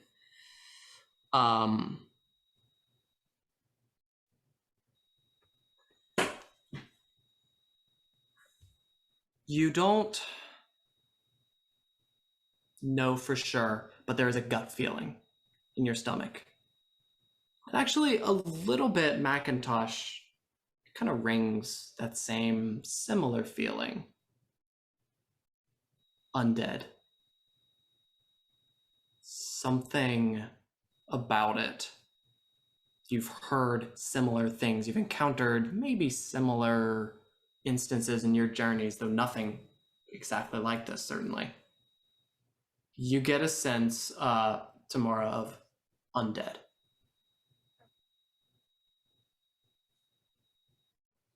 Silence again falls over everything. Rufus begins to move forward to the door after 5 minutes of this silence. He kind of looks back at you, Phineas, and does the Casted. I have casted message. You may Yeah. inform me what you need to inform me. He says, "Sometimes that's all it is. They might be gone, but I need to see if it's still dark. Can you do something?" May I suggest I do not believe that the windows in the prince's room are shut. Perhaps I can go up and look out there. He kind of nods. Nods to you. He still moves a bit towards the front. Kind of great axe at the ready. And kind of like moves around to the side next to the door. At the ready. Kind of like looks at the cracks a little bit to try and see. Yeah, I'll go upstairs. Yeah, as you head upstairs, you are making sure to be quiet. You see the guards. There's the two of them there. They see you and immediately spears, swords at the ready. They see it's you. I will cast message. Yep. And I'll say, this is just the message spell. Do not be alarmed. I need to look out the window. Yeah. Briefly. You get this message across. They I need to check on this. Yeah, that's what I thought. They do a very light, like tap tap tap on the door before trying the doorknob. And open it to see the guards at the ready. Count is still passed out. You can see the window is still open. It is still black. Blackness outside.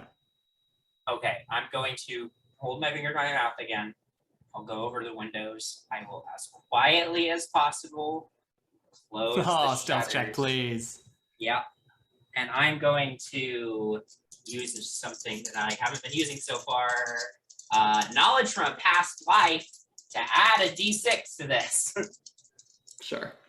You were, I don't know, a hinge maker in a past life. 17 total. 17. Reese snuck in through a lot of windows. Yeah, that's true. Nah, I like Hingemaker. Yeah. And that's not a class feature. That's a race feature. Yeah. It's a racial trait. You gently close it. I will message one of the guards again, and I will say, I believe that in one of the other rooms, the windows are still open. What I need you all to do, so to avoid the squeaky steps, I need one of you to just stand in the doorway of one of the other rooms and look out the window. When the moon comes back, you are safe to come downstairs and let us know. One of them kind of nods, begins quietly, stealth, quietly, noisily, making his way down the hall. Downstairs, rest of you kind of waiting. Maybe a minute has passed with what's going on upstairs. Rufus still against the door. And he kind of takes another step back and he waves towards Kit. He kind of looks up. Gives like a nod of the what? He says, he motions, we might be okay. Kit. It's a bit of a nod. Rufus like flashes him a very nervous smile. As there's a crack behind him and the blade of a glaive slits through his mouth. Okay, that's unnecessary. And I need everyone to roll initiative, please. Through Rufus's mouth or Through Kit's? Rufus's mouth. Just wanted to The really boy clear. is fine. I imagine I was coming back downstairs Yeah, you might have At seen this like point- him give a haha And I was about to message and say not safe yet. But Yeah, poor dude. Well, don't have to roll his initiative.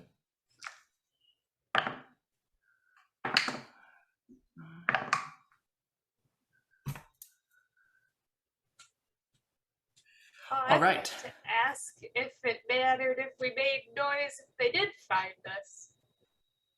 There were a couple we can talk about later. There were ways.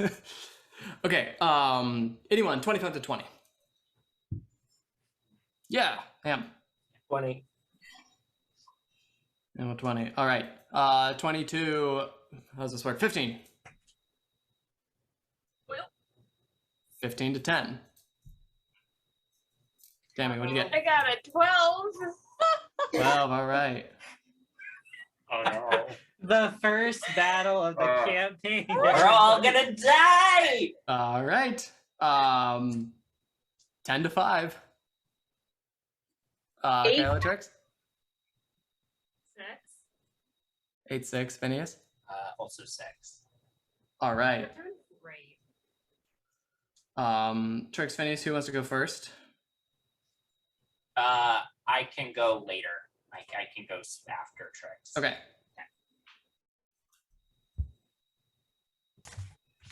And great. All right. Wait, what did Mac get? 4. 4. It does change things. All right.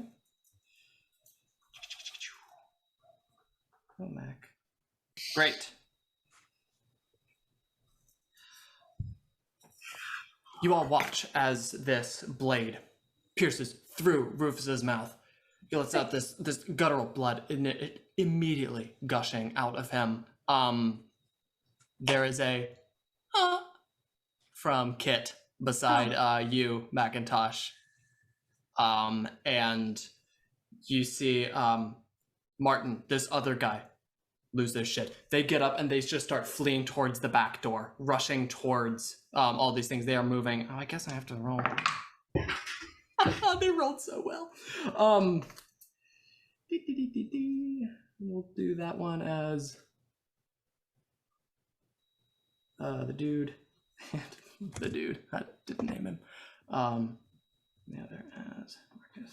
Great. They are starting to move, panicking. The effects of that calm emotion spell,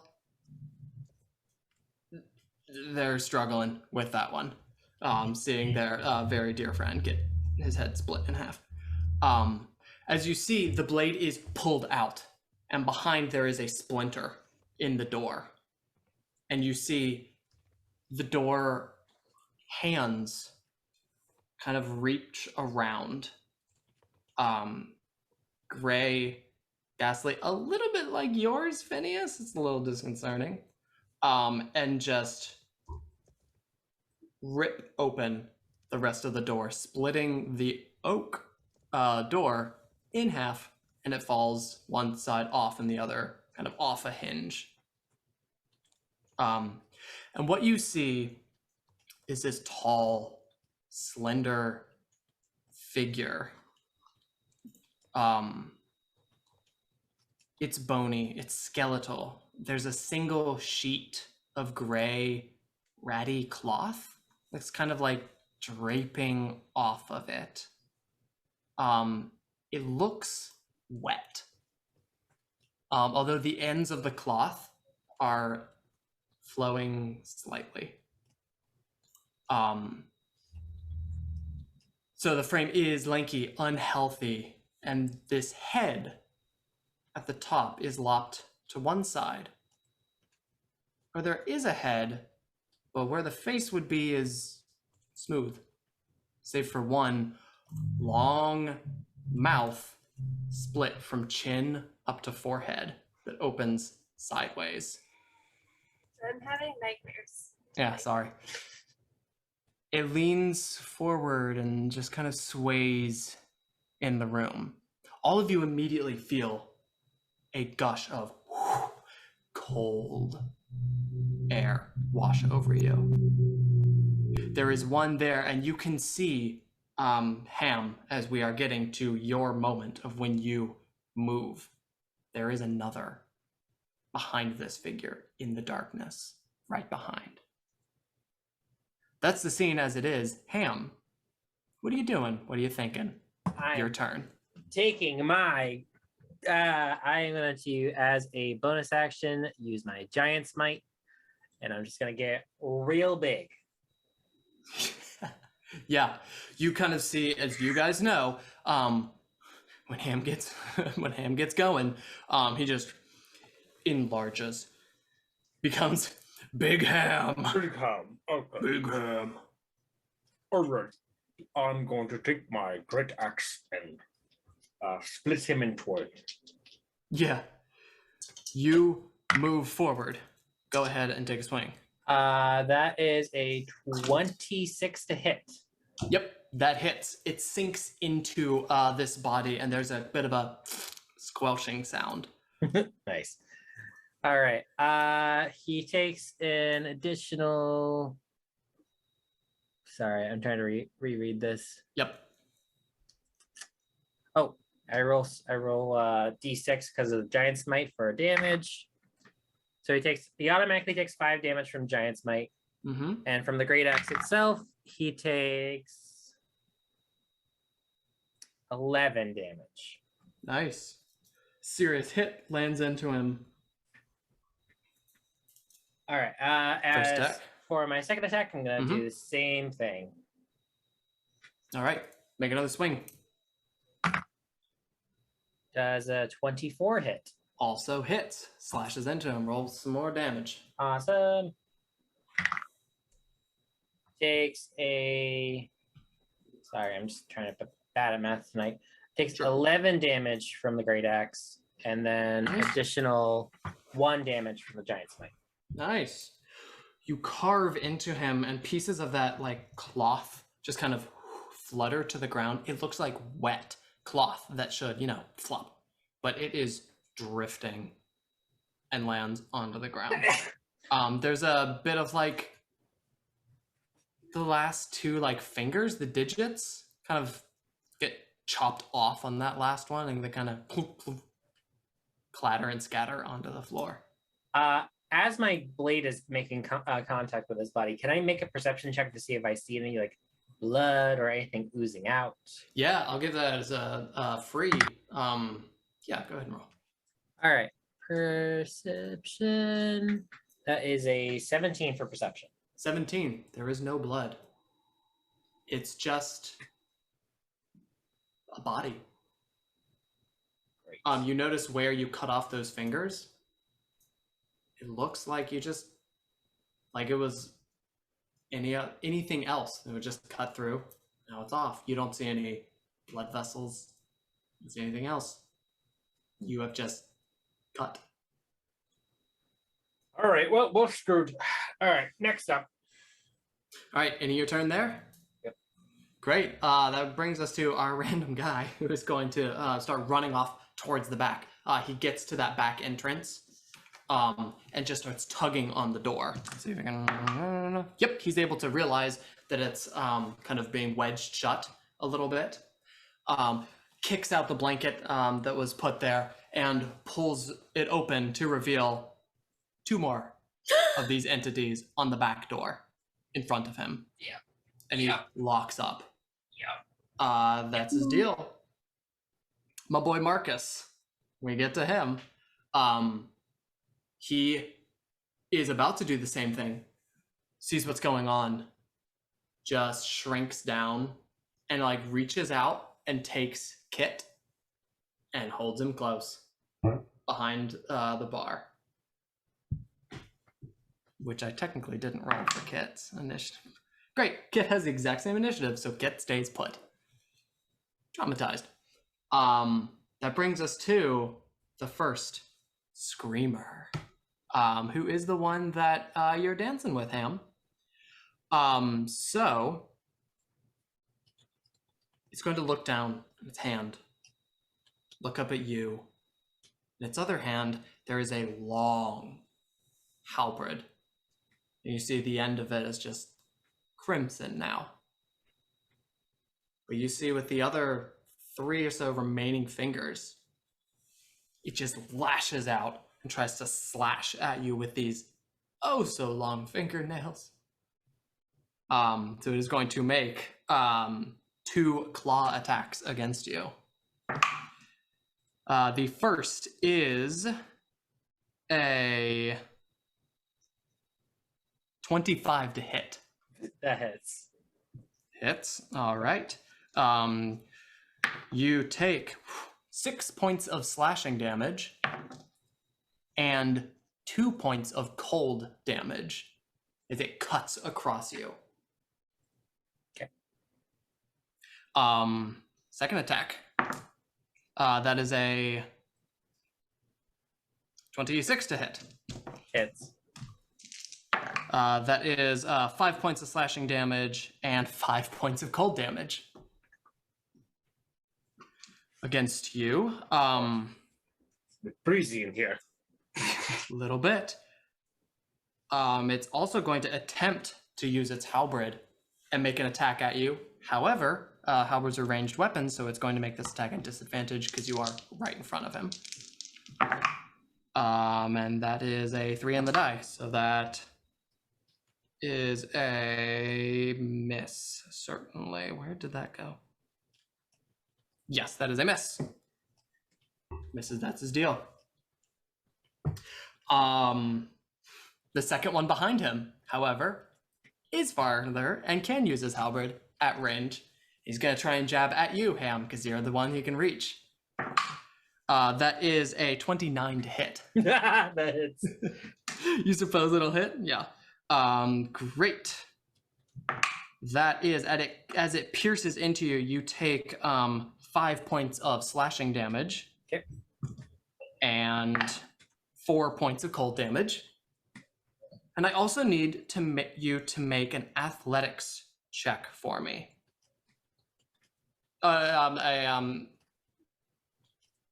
Ben, help me. It's a grapple check. Athletics. Athletics. Yeah. Great. All right. Athletics is 17. 17. You feel as this halberd cuts into you, you feel that there is a point on the end of it and it is tugging at you. But you push it down and out of the way. You are not hooked to the halberd. You are freed. That is their round. We finally get back to our good guys. Kyella, it's your turn.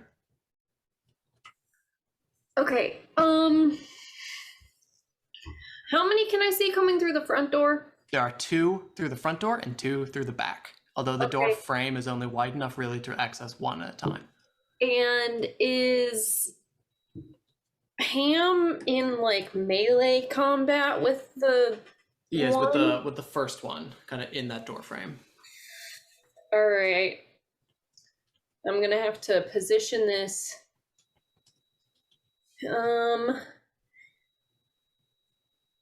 On the one that's not in melee combat with Ham, I am Mhm. going to cast Moonbeam on it. Well, is it standing in the door frame? It is, but it's a bit behind the door frame. Because It's, I'd like it's to still a little cast bit it- outside. I'd kind of want to cast it like right directly in the door frame so that they have to go through it. Yeah. Moon. The other one's already inside, so it doesn't really matter. I'll just put it centered right on that outside That guy. outside guy? Great. Is that Yeah. a con So save, if I It remember? is a con save. Great.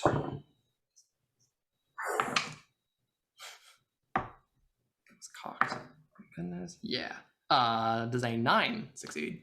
It does not succeed, so it will take 18 radiant damage. Woo! Kablamo. Let me check. Radiant. Okay. Yep. And You hear that same like as the radiant light suddenly just And it's a burns at beam? him. Yeah. So like it's a concentration, so it'll stay there up until a minute unless I just say no more. That is right. Yeah. Incredible. Anything else? think that's action. Let me check my bonus actions because I don't Sure. remember New what character. I have. New character. Who does? No bonus actions this round. That shall be it for Kayla. All right. Excellent. For the folks at home, we are level 10 characters. You should see it on the layout if you're watching on YouTube. Great. Never mind. I just can't see it right now. That brings us to Trix and Phineas. You are on deck after that. I think we skipped me. What? I had a 12 initiative. Oh, 100%. I just didn't write you down. Whoops. Oh, for sure. You're supposed to go after Ham. All right, let's do you now. Okay. And then we'll do Trix Phineas. I had a cool thing. So I am going to bonus action use my Crimson Right and imbue my short sword of wounding with extra damage. Nice. So I have to take some damage. It's Blood Hunter. But yeah, so now my short sword of wounding causes even more wounds. Incredible. It takes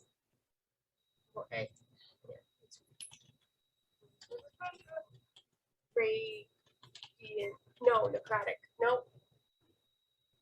Lightning damage. And then I'm going to attack the one that is closest to me, closest to Great. the door, Okay. with said short sword. Go for it. That's gonna be a 21 to hit. Certainly hits. Cool. And then this, and it is undead, correct? Yes. Well, it takes extra.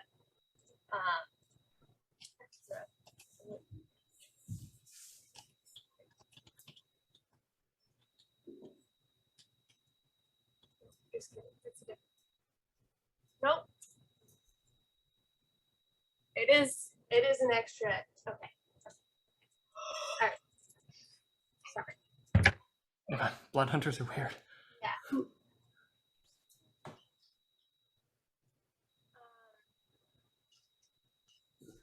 Okay. 14 points of damage.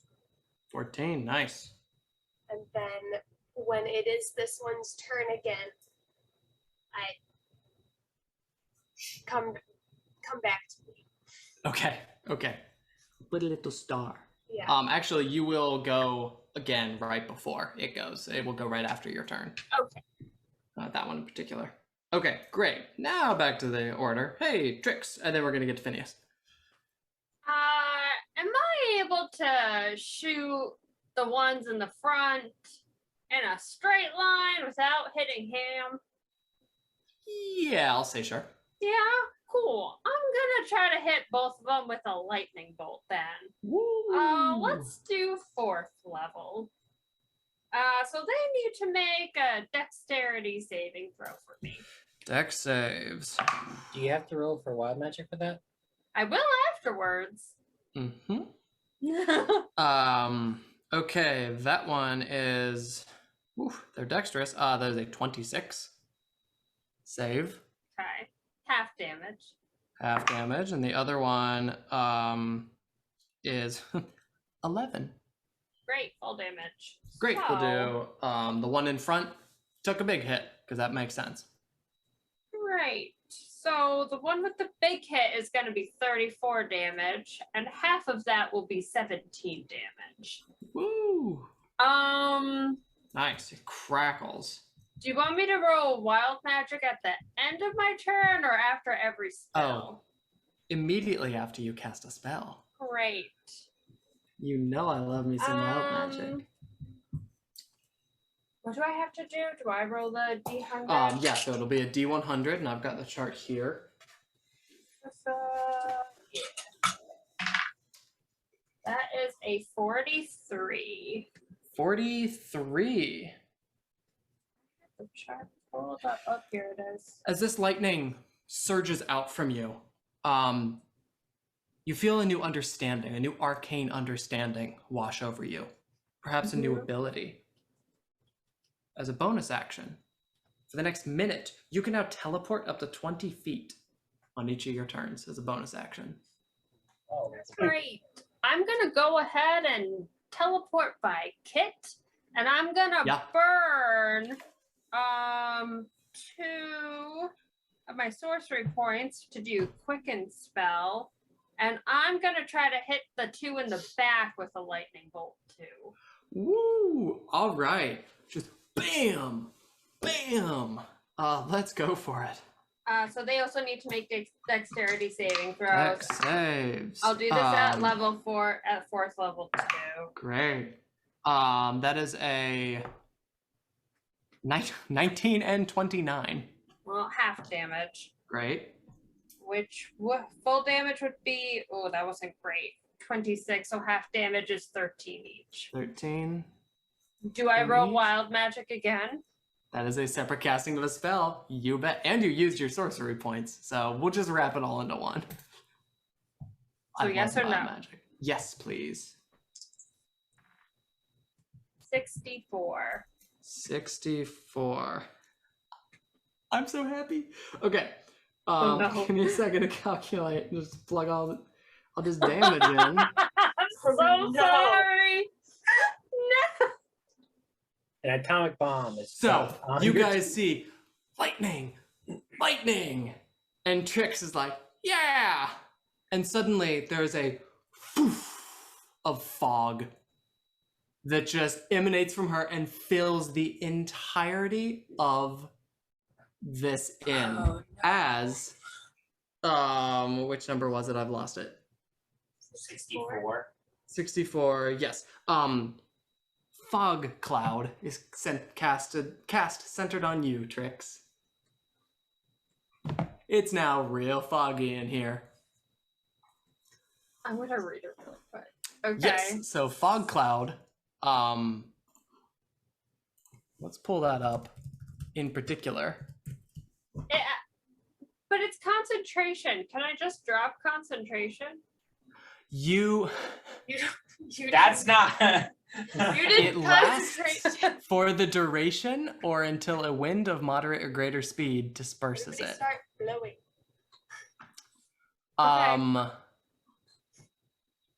At least because that's your, I guess you can drop concentration at any point. But then what's the point of having it? I feel like because she didn't mean to cast the spell, she wouldn't have. Yeah, I Yeah. feel like we're stuck I think with it happens. I think it I happens. agree with I Callie. love wild magic. Dispel magic my next turn. So for this round, it is now, the entirety of this is now heavily obscured. Within 20 feet around Trix. Trix, you staying put? I already teleported here. I'll stay. That's right. Foo, foo. Great. That brings us to Phineas. Hey, it got foggy. Okay, I'm gonna finish jogging down the stairs, Sure. and then I'm gonna try to, like, in the fog, climb on top of a table. Sure, I'll allow it. Okay. Looking through the fog, can I make out the shapes of the screamers at all? Give me a perception check. I'm gonna burn another one of my past life D6s because I really Sure. want to do well on this. You're a 20. so you were a hinge maker who was really good at seeing things. You said 24? 24. 24, you can see at least one of them through some vague movement that for purposes of casting spells, I'm going to say you can see. The first one that Ham is up close with. So I cannot see all four of them. You cannot see all 4. It's also, there is a back room that the others are standing in the Yeah. doorway of. There Yeah. are a couple walls in your way. Damn. Okay. Well, now I have to do something different. Hold on.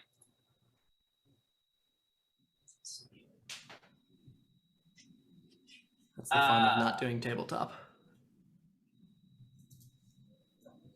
Mac, you are on deck after this. Just heads up. Yeah, I guess I'm going to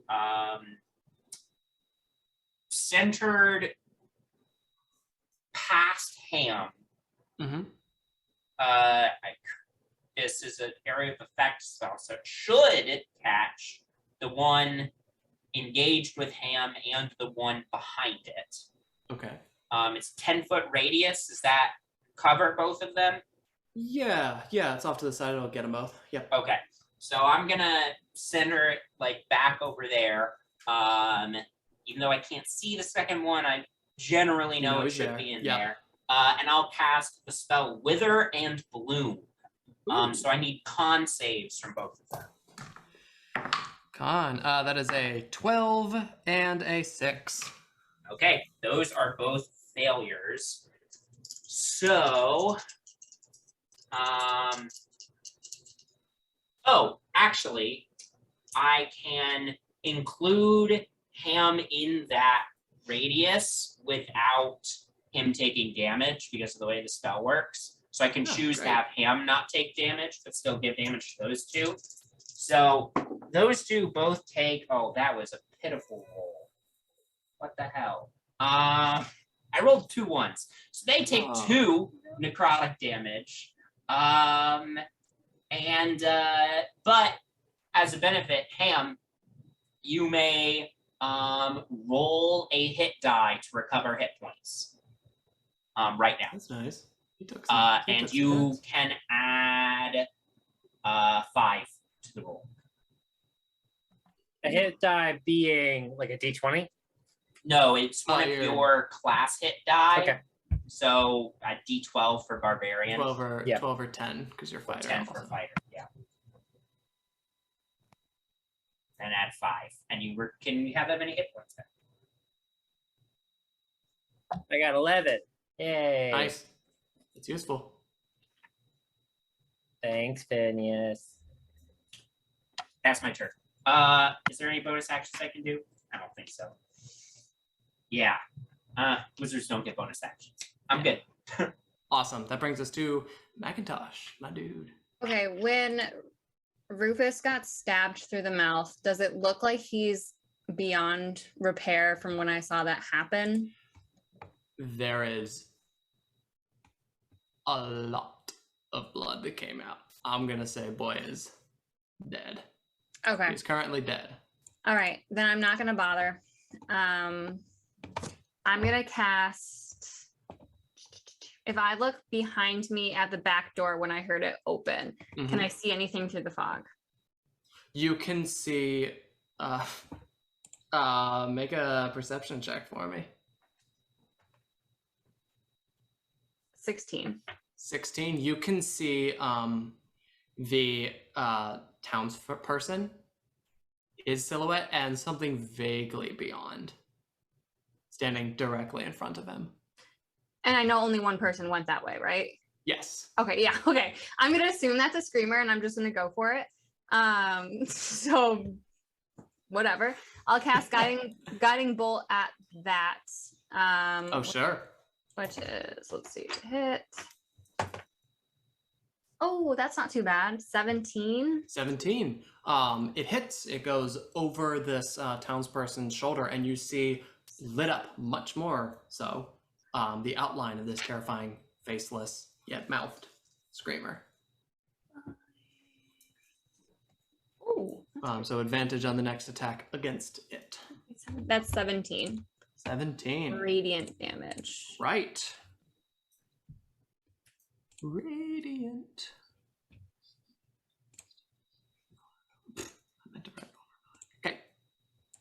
over. Okay. There is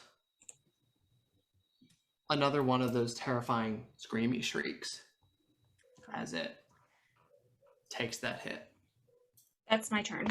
Nice. It is that one's turn now. It is unhappy. It is also going to reach down and make a claw attack at. Ooh, actually, well, you can't see much of what's going on. You, Macintosh, because you're looking there, notice that, and now with this light from the guiding bolt, that kind of you can pin on it a little more. It reaches forward with its hand and kind of presses 2 fingers and tries to just jam them into this townsperson's like torso. And misses. That's lucky. Great. Because that's its deal. The one behind it, though, is going to try to make the halberd attack. Yeah, that hits. The guy is... I should roll. But... Yeah. The townsperson is able to like duck a little bit out of the way, just out of the reach. And then seemingly from out of nowhere behind, deeper in the darkness through the fog, comes another halberd that just jabs into his chest, and he sinks down onto the ground, and you see him collapse to the ground, lie motionless. Which brings us back to the top of the round. Ham. All right. Ham took a good amount of damage that last round. He's kind of pissed off about it. He's gonna go into a rage. Yeah. The other Boom. table. I have it pulled up if you want. I could just use that. Okay. So please roll a d8 for me. That was a 3. 3. An intangible spirit, either a flump or a pixie, it's your choice, appears within 5 feet of a creature of your choice you can see within 30 feet of you. At the end of this current turn, that spirit is going to explode, causing damage to everyone within 5 feet of it. Until your rage ends, you can use this effect again, summoning different spirits in different locations as bonus actions. That will then go off at the end of that round or turn. I'm going to say turn. We're going to do this quickly so that we don't forget to do it. At the end of your turn each time, you can kind of set off a detonating fluffy thing. All right, it's gonna be the one that's not directly in front of me, but the one right behind him. Sounds good. In my rage, I'm going to kind of position my my battle axe, blade facing outwards. Mm-hmm. And I want to run and try to shove these two out whilst doing some minor slicing damage. Great. Go ahead and roll a general attack for me.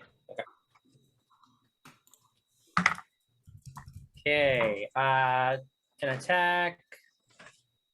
That'd be a dirty 20. Dirty 20 certainly hits. Roll some damage for me. D12. Ooh, nice. That's a 12. 12. Plus 2 from my rage and plus 3 from Giant Smite. So a total of 17. Nice. Woo. It is barely hanging on. Do you want me to roll like a strength check to see if I can try to tackle these two as I'm doing it? Yeah. To try and make it like, are you trying to like bring them to the ground for like a trip attack? I'm trying to basically shove them out of the inn. Like a shove attack. Let's say, I'm going to say it would take your second attack in your turn to try and make that, and I'll have them both make strength saves. Okay. Against that. So I'll roll that. What is your proficiency bonus again? Gosh, where is +4? +4. Okay. 8, 9, 10, 11, 12. What's your strength modifier? 3. 3. Okay. We're gonna beat a 15 then. That's a failure. That's a failure. They're both If it gets- pushed backwards. Yeah. If the new one gets, the one that hasn't been hit by Moonbeam gets hit, like, pushed into the Moonbeam, it has to take a Constitution saving throw immediately. We're gonna go for it. Constitution saving throw of 14. Failure. Ooh, that's a good one. Okay, that's 17. 22. 22. Radiant. Excellent. Ham, as you enter this rage, also roll the d6 for me for your little flumpy pixie exploding behind him. Gosh, that was cocked. Sorry. All right. It's just a d6, right? Yeah. That's 2d. That's 2 force damage. Nice. Extra damage, it adds up. This first one, your battle axe cuts into it and you shove it backwards as it gets pushed back into the glow of the moonbeam that you then see eviscerates what is left of this. You basically pushed him into like an energy beam and he Nice. is just gone. On that happening, as this one is poofed away into nothingness, you see all of these entities suddenly go rigid. And their heads go up, their mouths open, and you just hear that all around you, all of them.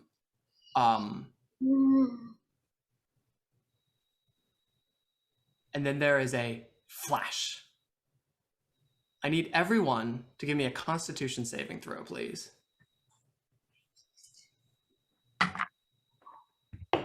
Ah. It would have been great if I saved my portents for this and not for Yeah. silly things earlier. We're gonna go to Tamara. 18. 18, success. Ham, Dirty 20. 20, success. Macintosh, 8. 8, failure. Tricks, 25. 25, success. Phineas, 9. 9, failure. Kayala, 22. 22, success.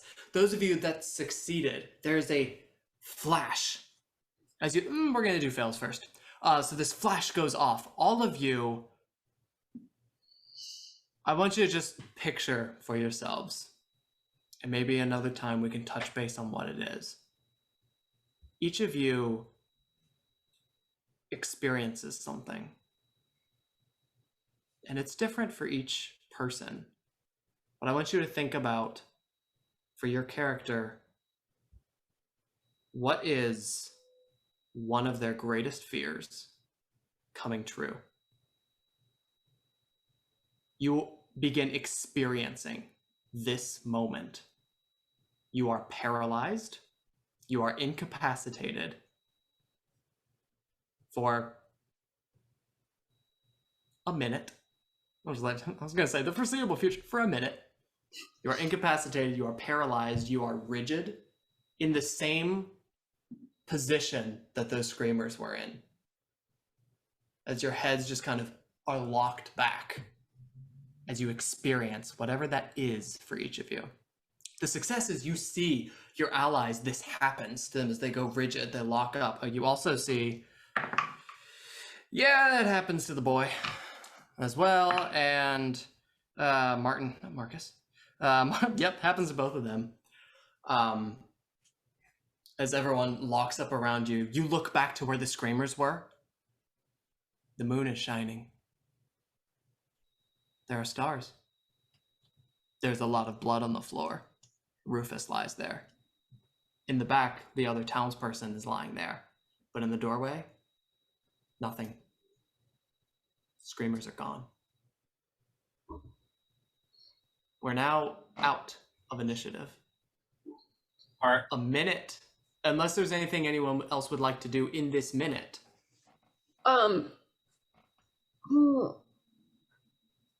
Does anyone who's not myself or Macintosh, well, I wouldn't be able to learn the spell anyway. Does somebody know a spell that could preserve Rufus's body until Macintosh and I snap out of it? No, but I can cast Lesser Restoration on the both of you to get you out of your frightened state. There we go. I do dispel magic, by the way. No more fog. Yeah. You can now see the devastation around you. Yeah, Bella, you cast Lesser Restoration on Macintosh. Macintosh and Or Phineas. now you go over, bam. Because I have to over touch Phineas. them. It's a Yep. touch spell, so. Yeah. Macintosh, you are in the midst of this nightmare of yours, whatever that is, until suddenly you are back. You understand what's happened, and you do see across the way, well, in either direction, a dead body. Either Rufus or this townsperson. Yeah. I'll go over to Rufus just because it's the first person I saw that went down. And I'll go with Cure Wounds for now. You go Dead. You, as a level 10 cleric, you know that Cure Wounds is not going to restore. Can I do Spare someone the who is dead. Dying? Because it says a creature that has 0 hit points becomes stable. So if he has 0 hit points, That would just preserve him. That doesn't bring him back to life. It just preserves his corpse. okay. Well, the only thing I could do is Revivify. So if we as a group want to use the diamonds, I don't want the This is your kid to grow call. up without a actually I'll I'll say Vivify. this in character. I'll come over and I'll say, Macintosh, as someone who has lost family before, I would hate to rob the boy of a father if there's something we could do about it. okay. Well, you go to Marcus/Martin or whoever, and I've got this, and I'll cast Revivify. Thank you. Great. You press this diamond into Rufus. Begins to glow as you utter a prayer, casting Revivify. There is a warm glow that kind of takes over the entirety of Rufus's body. And as it fades, you do see that what was split in the lower half of his face, what was split in the lower half of his head has now been mended. There is a, the eyes don't open, but he takes a breath as he begins to come back from absolute death. Slowly, carefully, over these moments. Opens his eyes and looks up at you. Very confused. Tries to speak, but he doesn't quite have that together yet. It's going to take some time for him to be back on his feet. He's not an adventurer. Macintosh will just be like, it's okay. Just take your time. Kit's okay. You're okay. Yeah, you do see there's, after another moment, an urgency to him, and he starts crawling over towards where he last saw Kit hiding. And there is a beautiful moment where the two of them, Kit gets out of his nightmare, looks shocked and awed to see Rufus there, and they just embrace one another, and both of them are just sobbing, just being together when the absolute worst had happened and was undone.